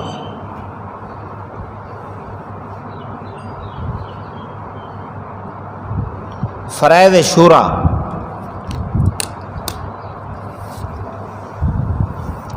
یہ پچھلے قصے کا تتمہ ہے. اس میں کہ اللہ تعالیٰ نے کتاب نازل کر کے حقیقت کو واضح فرما دیا. اگر اللہ تعالیٰ کا فضل اور اس کی رحمت نہ ہوتی تو آپ کا جیسے ارادہ ہو رہا تھا یہودی کو سزا دینے کا، آپ سزا دے دیتے. تو فرمایا کہ ان میں سے ایک گروہ نے ارادہ کر لیا تھا کہ آپ کو غلطی پر ڈال دے، لیکن اس صورت میں یہ اپنے آپ کو غلطی پر ڈالتے تھے، آپ کو نہیں ڈالتے تھے، اور آپ کو کچھ بھی نقصان نہیں پہنچاتے تھے، کیونکہ اللہ تعالیٰ نے تو کتاب اتار دینی تھی. وَعَلَّمَكَ مَا لَمْ تَكُنْ تَعْلَمُ، اللہ آپ کو سکھاتا ہے ایسی چیز جو آپ نہیں جانتے تھے. مراد ایسے من الشرائع والاحکام، ما لم تکن تعلم من الشرائع والاحکام، جو شریعت اور احکام آپ نہیں جانتے تھے اللہ نے آپ کو سکھا دیا. ما سے مراد علم کلی نہیں ہے، ورنہ تو ہر انسان، اگر ما سے مراد یہی چیز ہو تو ہر انسان عالم الغیب ہے، کیونکہ اللہ تعالیٰ نے ایک جگہ فرمایا علم الانسان ما لم یعلم، ہر انسان نہیں جانتا تھا، اللہ تعالیٰ نے اس کو سکھا دیا.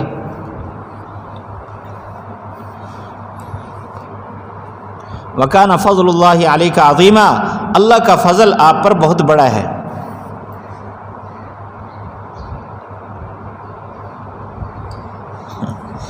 لا خیر فی کثیر من نجواہم، جب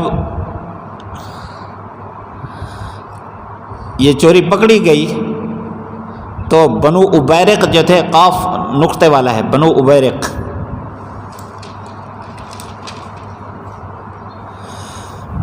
بنو ابیرق آپس میں ایک دوسرے سے سرگوشی کرتے تھے، پھنس گئے، انہیں کیا کروں، حقیقت ظاہر ہو گئی۔ اللہ تعالیٰ نے اس پر بھی تنبیہ فرمایا کہ یہ جو بہت زیادہ سرگوشیاں کر رہے ہیں یہ ان کے لیے بہتر نہیں ہے۔ صرف سرگوشی 3 صورتوں میں جائز، کہ کسی کو صدقے کا حکم کر رہے ہیں، اس کو کہیں یار تیرے کو اللہ نے بڑا مال دیا ہے، فلاں آدمی غریب ہے، تو اس کا تعاون کر دے۔ دوسری صورت کہ کسی نیکی کا حکم کرنا ہے، یار نماز پڑھی کر، اس کو بےعزتی سے بچانے کے لیے کان میں بات کرتا ہے، یا لوگوں کے درمیان صلح کرانے کے لیے سرگوشی کرتا ہے، اس کو سمجھاتا ہے۔ یہ 3 طرح کی سرگوشیاں تو جائز ہیں۔ فرمایا یہ کام بھی اللہ کی رضا کے لیے جو کر رہا ہو اس کے لیے جائز ہے، اس کو اللہ تعالیٰ اجر عظیم عطا کرے گا۔ وَمَن يُشَاقِقِ الرَّسُولَ، جو رسول کی مخالفت کرتا ہے، من بعد ما تبین لہ الہدیٰ، جب اللہ تعالیٰ نے اس کے لیے ہدایت کو، حقیقی بات کو اللہ نے واضح فرما دیا، اور وہ مومنین کے راستے کے علاوہ دوسرے تلاش کرتا ہے، نولہ ما تولی، ہم اس کو حوالے کر دیتے ہیں اس کے جس کی طرف اس کا رخ ہوتا ہے، ادھر ہی چھوڑ دیتے ہیں۔ نولی کا معنی کریں چھوڑ دیتے ہیں ہم اس کو اسی رخ پر جس رخ پر وہ ہوتا ہے، اور اس کو جہنم میں داخل کرتے ہیں۔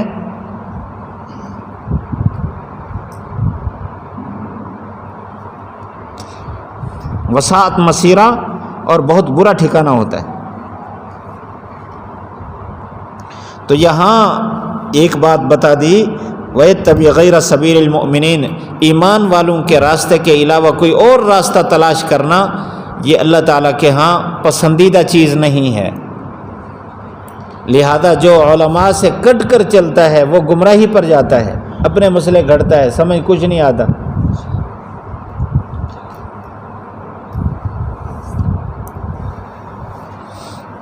ان اللہ لا یغفر ان یشرک بہ، اللہ تعالیٰ ہرگز نہیں معاف کرے گا اس بات کو کہ اس کے ساتھ شریک کیا جائے۔ وَيَغْفِرُ مَا دُونَ ذَلِكَ لِمَن يَشَاءُ، معاف کر دیتا ہے اس کے علاوہ جس کو چاہتا ہے، اور جو اللہ کے ساتھ شریک کرے فقط ضل ضلالا بعیدا، اس نے بہت دور کی گمراہی اختیار کی ہے۔ آ جائیں، چلو 10 منٹ وقفہ کر لیں آپ۔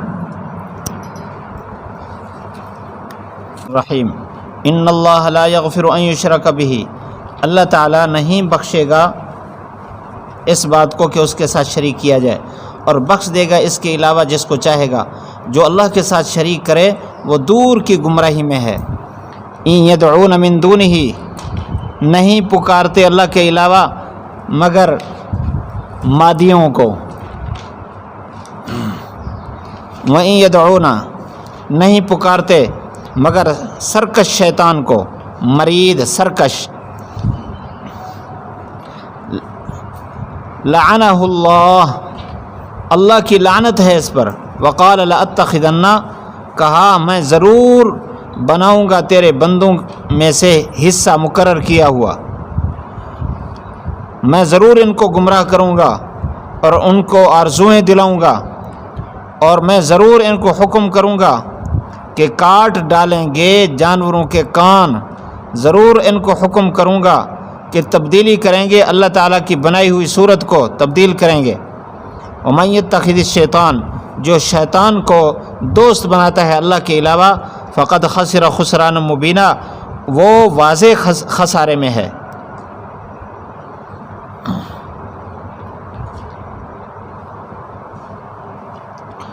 یعدہم،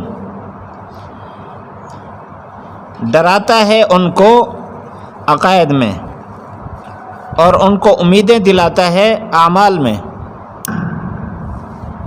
امیدیں دلاتا ہے اعمال میں. وما یعدہم الشیطان، نہیں ڈراتا ان کو شیطان مگر دھوکہ دیتا ہے.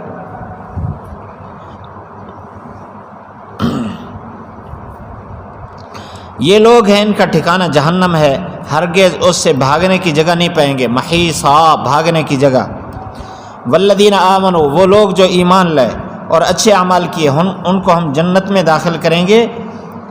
ایسی جنت جس کے نیچے، ایسے جنات باغات جس کے نیچے نہریں چلتی ہیں، اس میں ہمیشہ رہیں گے. اللہ کا وعدہ حق ہے، اور کون زیادہ سچا ہو سکتا ہے اللہ تعالیٰ سے قول کے اعتبار سے. لیس بامانیکم، نہیں ہیں ان کی آرزویں، تمہاری آرزویں، اور نہ اہل کتاب کی آرزویں. جو آدمی بھی برا عمل کرے گا اللہ تعالیٰ اس کو اس کا بدلہ دے گا. ولا یجد لہ، نہیں پائے گا اپنے لیے اللہ کے علاوہ کوئی ولی اور نہ کوئی مددگار، کوئی حامی نہ کوئی مددگار.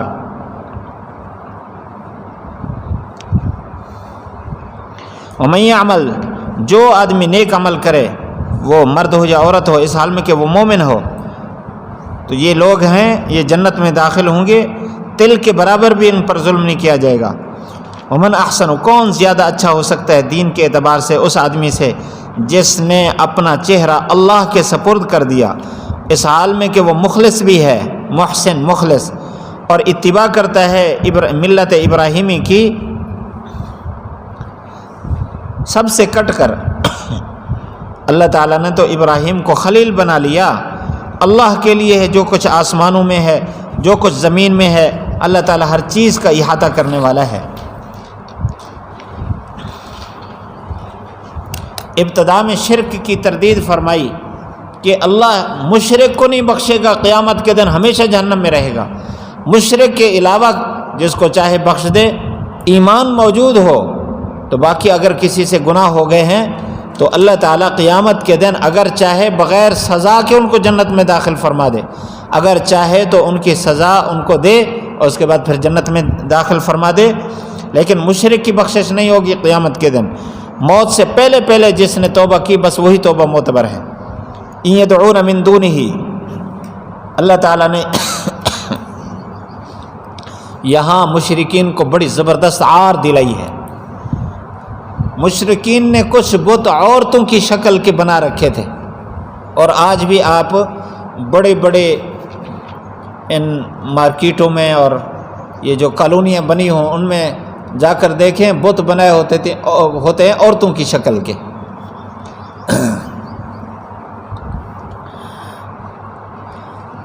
اور کہتے تھے یہ عزا پری ہے، عزا پری کی شکل، اور ساتھ اس کے پر بھی بنائے ہوتے. یہاں پیٹرول پمپ پر بھی بنا ہوا ہے، یہ بت ہے. ان کو زیور بھی پہنا دیتے ہیں، زیور بھی پہنائے ہوئے ہیں یہاں بھی. تو اللہ تعالیٰ نے بطور عار کے بتایا یہ حال ہے. پکارتے ہیں وہ بھی عورتوں کو، شرم نہیں آتی. تو فرمایا یہ تو سرکش شیاطین کو پکار رہے ہیں. لعنہ اللہ، اللہ کی لعنت ہے. فرمایا یہ شیطان نے کہا تھا جب اللہ تعالیٰ نے اس کو مردود کیا تو اس وقت اس نے کہا تھا کہ میں تیرے بندوں سے ایک متعین حصہ متعین کراؤں گا. کیا مطلب؟ کہ پیر کی نظریں مانیں گے، منتیں مانیں گے، تو یہ شیطان کا حصہ ہے. اور یہ کہا تھا میں ضرور گمراہ کروں گا، عقائد میں ان کو گمراہ کروں گا اور اعمال میں ان کو امیدیں دلاؤں گا. عقیدے میں گمراہ کرتا ہے کہ یہ بھی کر سکتا ہے، وہ بھی کر سکتا ہے. دین پر چلو گے تو گمراہ ہو جاؤ گے. دین ساری کامل کتاب نہیں ہے قرآن مجید. یہ عقائد میں اس طرح گمراہ کرتا ہے اور اعمال میں امیدیں دلاتا ہے. خیر ہے، ابھی تو جوان ہے، پھر توبہ کر لینا.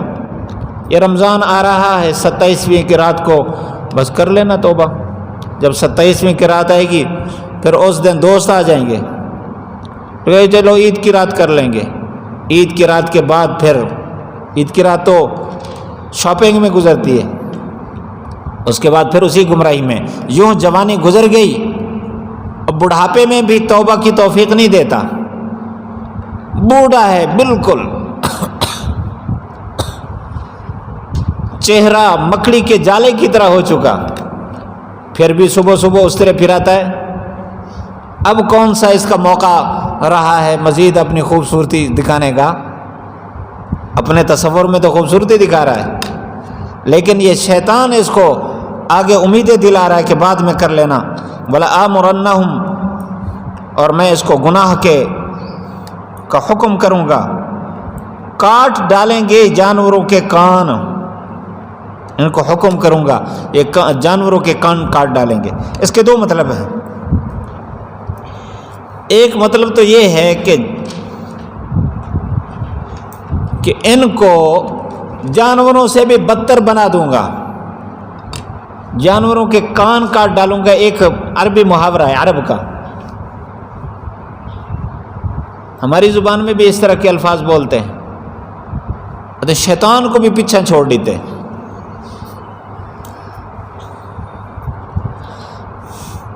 تو جانوروں کے کان کاٹ ڈالوں گا مطلب ہے جانوروں سے بدتر بنا دوں گا، یا یہ مطلب ہے کہ بتوں کے نام پر جانور چھوڑیں گے۔ تو عرب بتوں کے نام پر جانور چھوڑتے تھے، ان کے کان کاٹ ڈالتے تھے، یہ نشانی ہوتی تھی کہ اے بابا بلے شاہ دے ناند آئے۔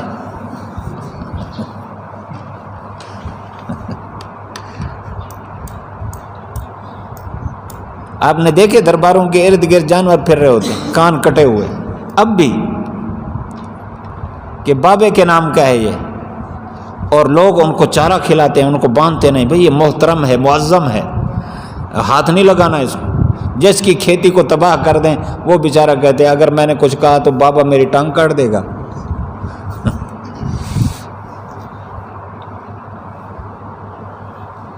توجہ فرمائیں گے، وَلَآمُرَنَّهُمْ فَلَيُغَيِّرُنَّ خَلْقَ اللَّهِ، میں ان کو حکم کروں گا اللہ تعالیٰ کی بنائی ہوئی صورتوں کو بگاڑیں گے۔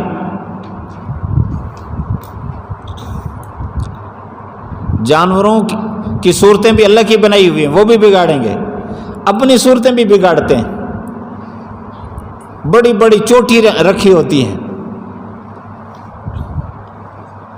نہ ان کو چھترا مل دے نہ ایڈو وال کٹیں۔ اور تفسیر عثمانی میں بیان القرآن میں مفسرین نے یہ بات لکھی ہے کہ داڑھی کٹانا بھی اسی میں آتا ہے، داڑھی منڈانا بھی اسی میں آتا ہے، کہ یہ شیطان کا حکم ہے۔ شیطان کہتا ہے میں حکم کروں گا، اللہ کی تخلیق کو ضرور تبدیل کریں گے۔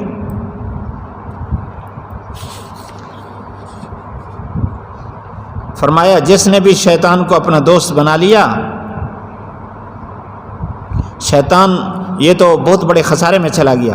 یعدہم، پھر دوبارہ تاکیداً فرمایا کہ یہ عقائد میں ڈراتا ہے اور اعمال میں امیدیں دلاتا ہے، اور شیطان کا یہ ڈرانا دھوکہ ہے کہ کیسے ڈراتا ہے؟ کہتا ہے فلاں پیر اگر اس کے خلاف بات کی، اگر تو نے 11ویں نہ دی بھینس مر جائے گی، یہ جو دودھ ہے یہ بند ہو جائے گا۔ یہ شیطان ڈرا رہا ہے عقائد میں کہ یہ دودھ 11ویں والا پیر دیتا ہے، اور اعمال میں امیدیں دلاتا ہے۔ ان کا ٹھکانہ جہنم ہے۔ فرمایا ایسے لوگ بھاگنے کی جگہ بھی نہیں پائیں گے۔ ہاں جو نیک اعمال کرنے والے ہیں جنت میں جائیں گے، اس میں ہمیشہ رہیں گے۔ اللہ کا وعدہ سچا ہے، اللہ سے سچی بات کس کی ہو سکتی ہے؟ لیس بِأَمَانِجِكُمْ وَلَا أَمَانِجِ أَهْلِ الْكِتَابِ۔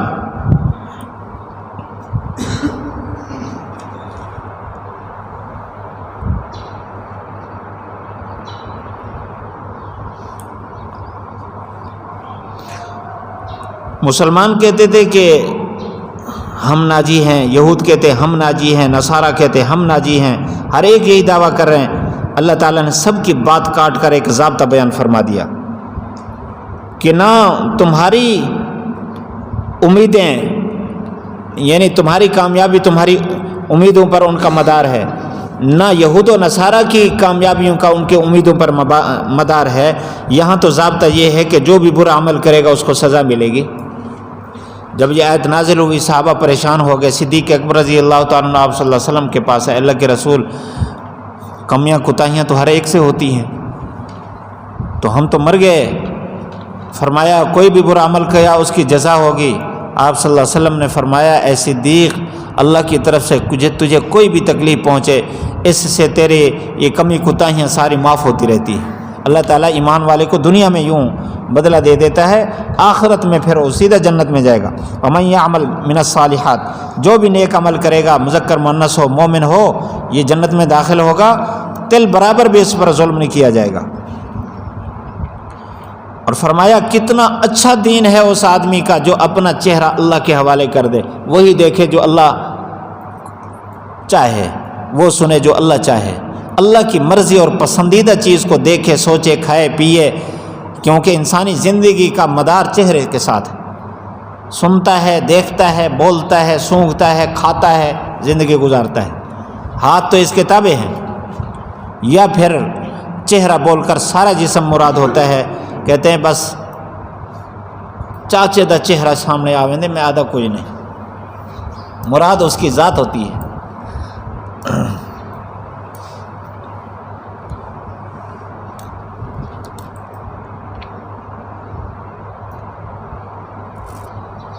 فرمایا اللہ کے لیے آسمان و زمین ہے، یہود و نصارہ کی ملکیت کچھ نہیں ہے. وہی فیصلہ کرے گا جس کو جو وہ چاہے گا.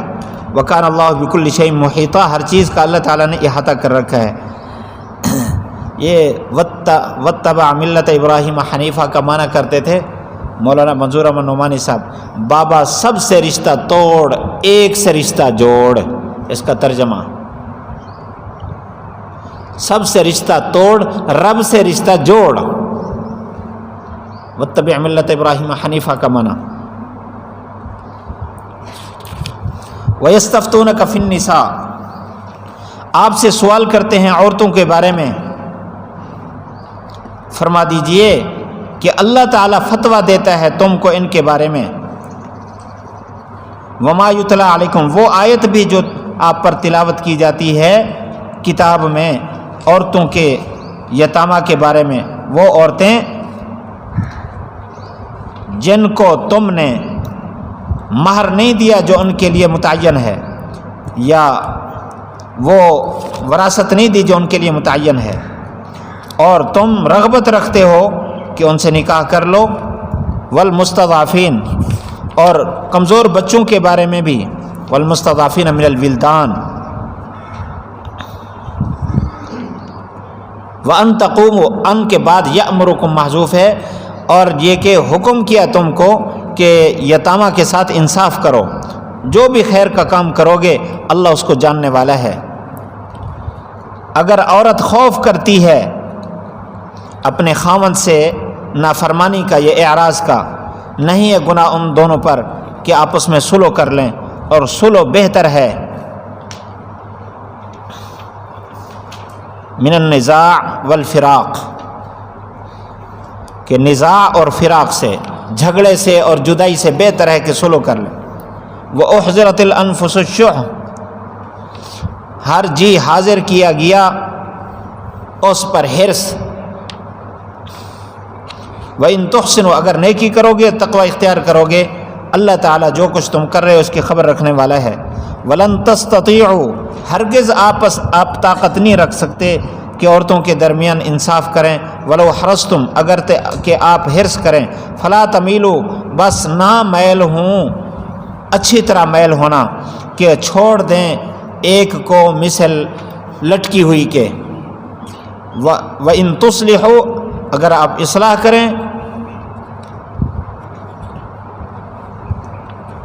اور تقوی اختیار کریں، اللہ تعالیٰ بخشنے والا رحم کرنے والا ہے. وَإِن يَتَفَرَّقَا، اگر انجام تفریق ہو جائے، یعنی دونوں جدا جدا ہو جائیں، تو اللہ تعالیٰ غنی کر دے گا. یغنی اللہ کلن، ان میں سے ہر ایک کو من سعتہ، اپنے رزق کی وسعت، فراخی رزق سے. اللہ تعالیٰ وسیع ہے، حکمت والا ہے، وسعت والا، حکمت والا ہے. اللہ کے لیے ہے جو کچھ آسمانوں میں ہے، جو زمین میں ہے. وَلَقَدْ وَصَّيْنَا الَّذِينَ أُوتُوا الْكِتَابَ، تحقیق ہم نے وصیت کی ان لوگوں کو جن کو کتاب دی گئی تم سے پہلے. اور تمہیں بھی وصیت کرتے ہیں کہ اللہ سے ڈرو۔ وَإِن تَكْفُرُوا اگر تم نے کفر کیا، بے شک اللہ کے لیے ہے جو کچھ آسمانوں میں ہے اور جو زمین میں ہے، اللہ تعالیٰ بے نیاز ہے، تعریفوں والا ہے۔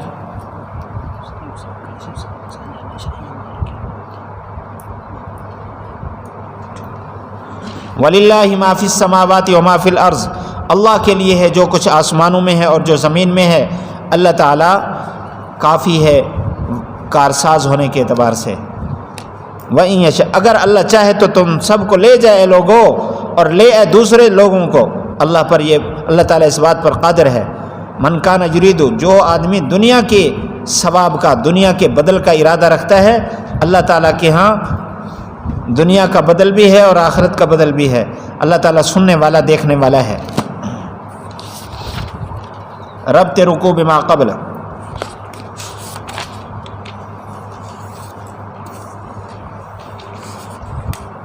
پہلے احکام سلطانیہ اور احکام رعیت کا ذکر تھا،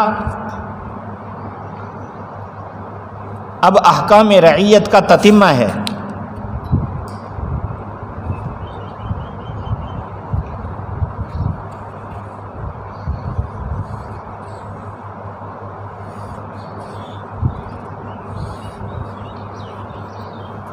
اللہ اکبر۔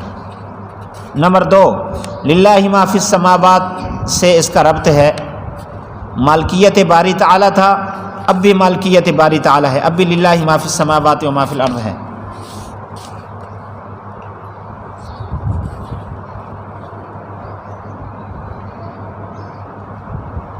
موضوع رکوع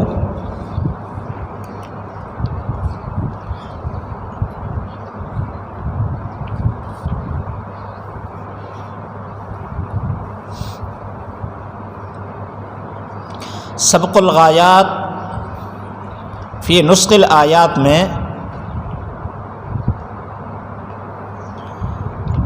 ربط یہ ہے کہ اس صورت کے شروع میں عورتوں کے حقوق بیان فرمائے تھے، درمیان میں کچھ جہاد کے مسائل، ہجرت کے مسائل آئے گئے، پھر عورتوں کے حقوق بیان کیے جا رہے ہیں۔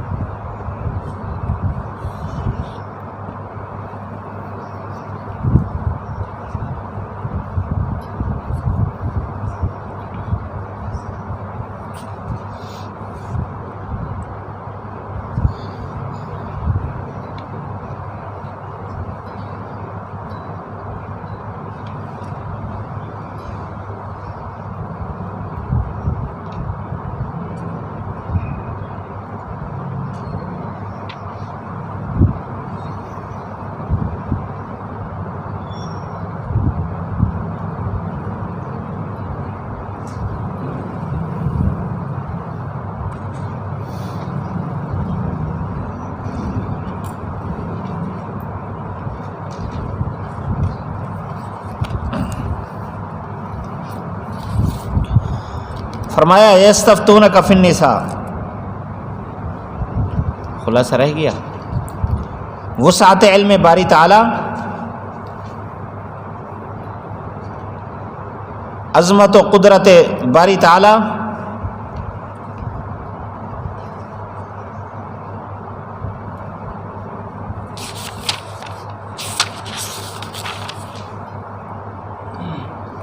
باقی لکھ لینا، اس کی تفسیر سن لیں۔ یستفتونک فی النساء، عورتوں کے بارے میں آپ سے پوچھتے ہیں، عورتوں کے بارے میں کیا؟ عورتوں کی میراث یا وہ عورتیں جن کے خاوند فوت ہو گئے ہوں، ان کے احکام کے بارے میں پوچھتے ہیں۔ آپ ان کو بتا دیجئے کہ اللہ تعالیٰ ضرور اس کے بارے میں فتویٰ دے گا۔ اسی طرح قرآن کی وہ آیات بھی فتویٰ دے رہی ہیں جو سورۃ نساء کے شروع میں عورتوں کے حقوق کے بارے میں نازل ہوئی، یتامہ کے بارے میں نازل ہوئی۔ کیا فرمایا تھا کہ تم ان کو پورا ان کا حق دو، اگر تم رغبت رکھتے ہو ان کے ساتھ نکاح کا تو اس صورت میں ان کو پورا حق دو۔ حضرت لاہوری رحمۃ اللہ علیہ فرماتے ہیں کہ اللہ تعالیٰ نے یہاں یتیموں کے ساتھ نکاح کے بعد خصوصی طور پر تاکید اس لیے فرمائی کہ عموماً جس کا ولی وارث کوئی نہ ہو ان کے حقوق کا لحاظ نہیں رکھا جاتا، اس لیے تاکیداً فرمایا کہ ان کا خیال پورا کرو، ان کو پورا حق دو۔ اسی طرح جو بچے یتیم کمزور بچے ہیں ان کو بھی پورا حق دو، اور اللہ تعالیٰ اس بات کا حکم فرماتا ہے کہ یتامہ کے ساتھ انصاف کرو، جو بھی خیر کا کام کرو گے اللہ تعالیٰ جانتا ہے۔ اگلی بات، وَإِنِ امْرَأَةٌ خَافَتْ مِنْ بَعْلِهَا، اگر عورت محسوس کر رہی ہے خامد کی طرف سے بے رغبتی، بے توجہی، بات بات پر جھگ مارنا اور جھگڑا فساد، ہر وقت ٹان لگی ہوئی ہے، تو فرمایا اگر یہ دیکھتا ہے نشوز، نافرمانی، اعراض، تو وہ عورت خاوند کے ساتھ صلح کر لے۔ کیا مطلب ہے کہ جس بات پر جھگڑا ہو رہا ہے عموماً وہ کوئی مال ہوگا کہ روزانہ خرچہ مانگتی ہے، روزانہ تیرے سودے ختم ہیں، تو مال دولت پر جھگڑا ہوگا۔ اور فرمایا وَأُحْضِرَتِ الْأَنفُسُ الشُّحَّ، ہر نفس کے سامنے حرص رکھ دیا گیا مال کا۔ عورت اپنی طرف کھینچتی ہے مال، مرد اپنی طرف کھینچتا ہے، تو بہتر یہ ہے کہ عورت کچھ باتوں پر سلو کر لے، مثلا خرچہ کم کر لے، اور جو مطالبات رکھ رہی ہے وہ مطالبات چھوڑ دے، کیونکہ نکاح میں اصل مقصد اتفاق ہے۔ اگر چند چیزوں کے چھوڑنے سے اتفاق جو اصل مقصد ہے وہ حاصل ہو جاتا ہے تو کوئی حرج نہیں ہے۔ جب اتفاق ہو جائے گا، ایک دوسرے کے ساتھ مزاج مل جائے گا، تو خامد خود بخود خرچ کرنا بھی شروع کر دے گا۔ ضد نہ کرے عورت، نہیں میں تو گھن کے راسا، تو افتراق ہوگا، طلاق ہوگی یا جھگڑا فساد ہوگا روزانہ۔ تو ایک اچھی صورت بیان فرمائی، آگے پھر مرد کو بھی ترغیب دی، غیرت کر، وَإِن تُحْسِنُوا، اگر تم احسان کرو گے اور تقوی اختیار کرو گے تو اللہ تعالیٰ خبر رکھتا ہے۔ وَلَن تَسْتَطِيعُوا أَن تَعْدِلُوا، بہت ساری عورتیں ہیں، 2 بیویاں ہیں، 3 ہیں، تو فرمایا تم ہرگز طاقت نہیں رکھتے کہ ان عورتوں کے درمیان انصاف کرو۔ باری میں انصاف کر لو گے، خرچ میں انصاف کر لو گے، جو دل کے اندر رجحان ہے وہ تو تمہاری طاقت میں بھی نہیں ہے، کسی ایک کی طرف زیادہ ہوگا۔ تو فرمایا بس اتنا ہے، وَلَوْ حَرَصْتُمْ، اگر تم اس کی پابندی کرنا چاہتے ہو تو بس اتنا ہے کہ کسی ایک کی طرف پوری طرح میلان نہ رکھو، کہ ایک کی طرف میلان رکھو اور دوسرے کو معلق چھوڑ دو، نہ اس کو بالکل چھوڑو اور نہ اس کو گھر میں بساؤ۔ وَإِن تُصْلِحُوا وَتَتَّقُوا، اگر تم احوال میں اصلاح کرو، فی الحال اصلاح کر لو اور آئندہ اللہ سے ڈرتے رہو تو اللہ تعالیٰ بخشنے والا ہے۔ وَإِن يَتَفَرَّقَا، اور اگر انجام وہی تفریق ہوا، آپس میں صلح نہ ہو سکی، تو کوئی بات نہیں، اللہ تعالیٰ ہر ایک کو وسعت عطا کرے گا۔ وَكَانَ اللَّهُ وَاسِعًا حَكِيمًا، اللہ تعالیٰ کے قبضے میں ہے زمین و آسمان کی ساری چیزیں۔ وَلَقَدْ وَصَّيْنَا الَّذِينَ أُوتُوا الْكِتَابَ مِن قَبْلِكُمْ، تم سے پہلے جو یہود تھے، نصارہ تھے، ان کو بھی ہم نے ان احکام کی وصیت کی، تمہیں بھی کرتے ہیں۔ اگر تم انکار کرو گے تو اللہ تعالیٰ تو بے پرواہ ہے، بے نیاز ہے، زمین و آسمان کا سارا کچھ اللہ کے پاس ہے، اللہ تعالیٰ بے نیاز ہے، تعریفوں والا ہے۔ وَلِلَّهِ مَا فِي السَّمَاوَاتِ وَمَا فِي الْأَرْضِ، زمین و آسمان اللہ کے قبضے میں ہیں اور اللہ تعالیٰ کافی ہے کارساز کے اعتبار سے، اور اللہ تعالیٰ کو تمہاری پرواہ نہیں ہے۔ اگر اللہ چاہے سب کو لے جائے، ساری انسانیت کو ختم کر کے دوسروں کو یہاں آباد کر دے، اللہ قادر ہے۔ من کان یرید ثواب الدنیا،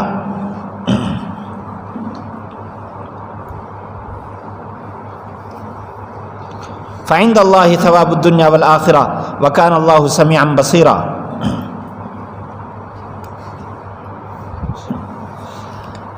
یعنی دنیا مانگنی ہو تب بھی اللہ سے مانگے، دنیا بھی اللہ کے پاس ہے، آخرت بھی اللہ کے پاس ہے۔ حضرت ابن عمر رضی اللہ تعالیٰ عنہ ایک دفعہ بیت اللہ شریف میں بیٹھے تھے، حجاج بن یوسف وہاں آیا، یہ گورنر تھا اور طواف کر رہا تھا، اس کے ساتھ لشکر تھا۔ جب اس نے دیکھا ابن عمر رضی اللہ تعالیٰ عنہ کو، آیا، کہتا ہے کہ کس چیز کا مطالبہ کرتے ہو، آج مانگو میں دیتا ہوں آپ کو۔ ابن عمر رضی اللہ تعالیٰ نے زبردست جواب دیا، فرمایا جو مجھے ضرورت ہے وہ تیرے پاس نہیں ہے، جو تیرے پاس ہے اس کی مجھے ضرورت ہی نہیں ہے۔ لاجواب کر دیا۔ آگے ترجمہ دیکھیں، یا ایھا الذین آمنو، اے ایمان والو، کونوا قوامین بالقسط، ہو جاؤ عدل قائم کرنے والے، شہداء للہ، اللہ تعالیٰ کے لیے گواہ جا سکتے ہیں۔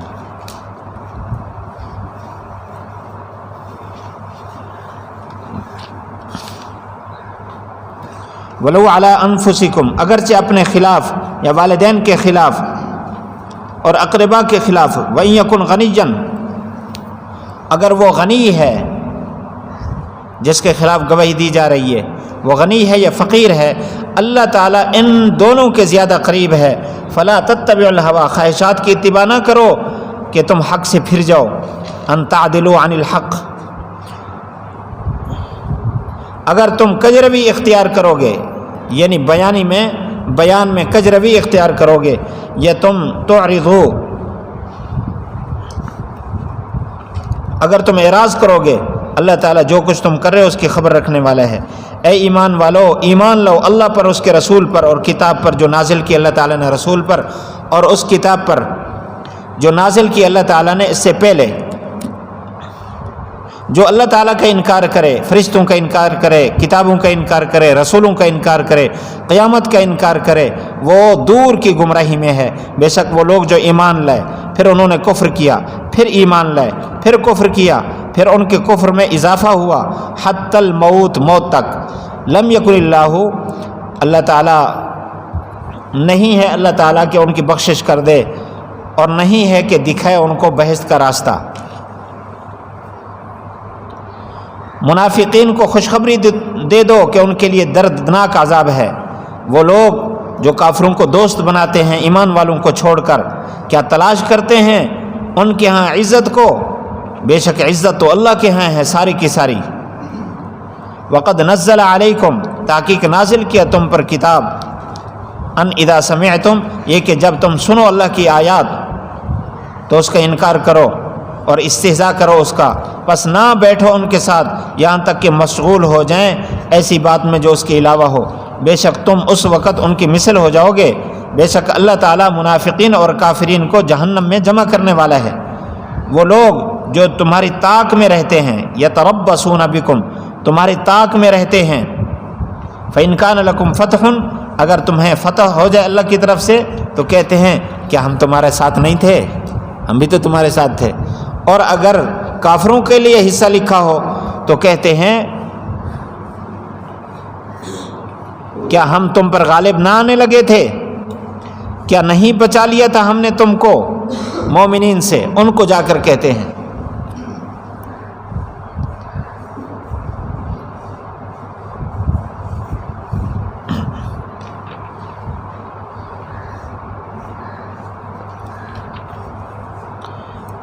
فرمایا اللہ تعالیٰ تمہارے درمیان فیصلہ کرے گا قیامت کے دن، ہرگز نہیں پاؤ گے اللہ تعالیٰ کو کافروں کے لیے ایمان والوں پر غلبہ کی راہ پانے والا، نہیں پائے گا اللہ تعالیٰ کافروں کے لیے مسلمان پر غلبہ کی راہ۔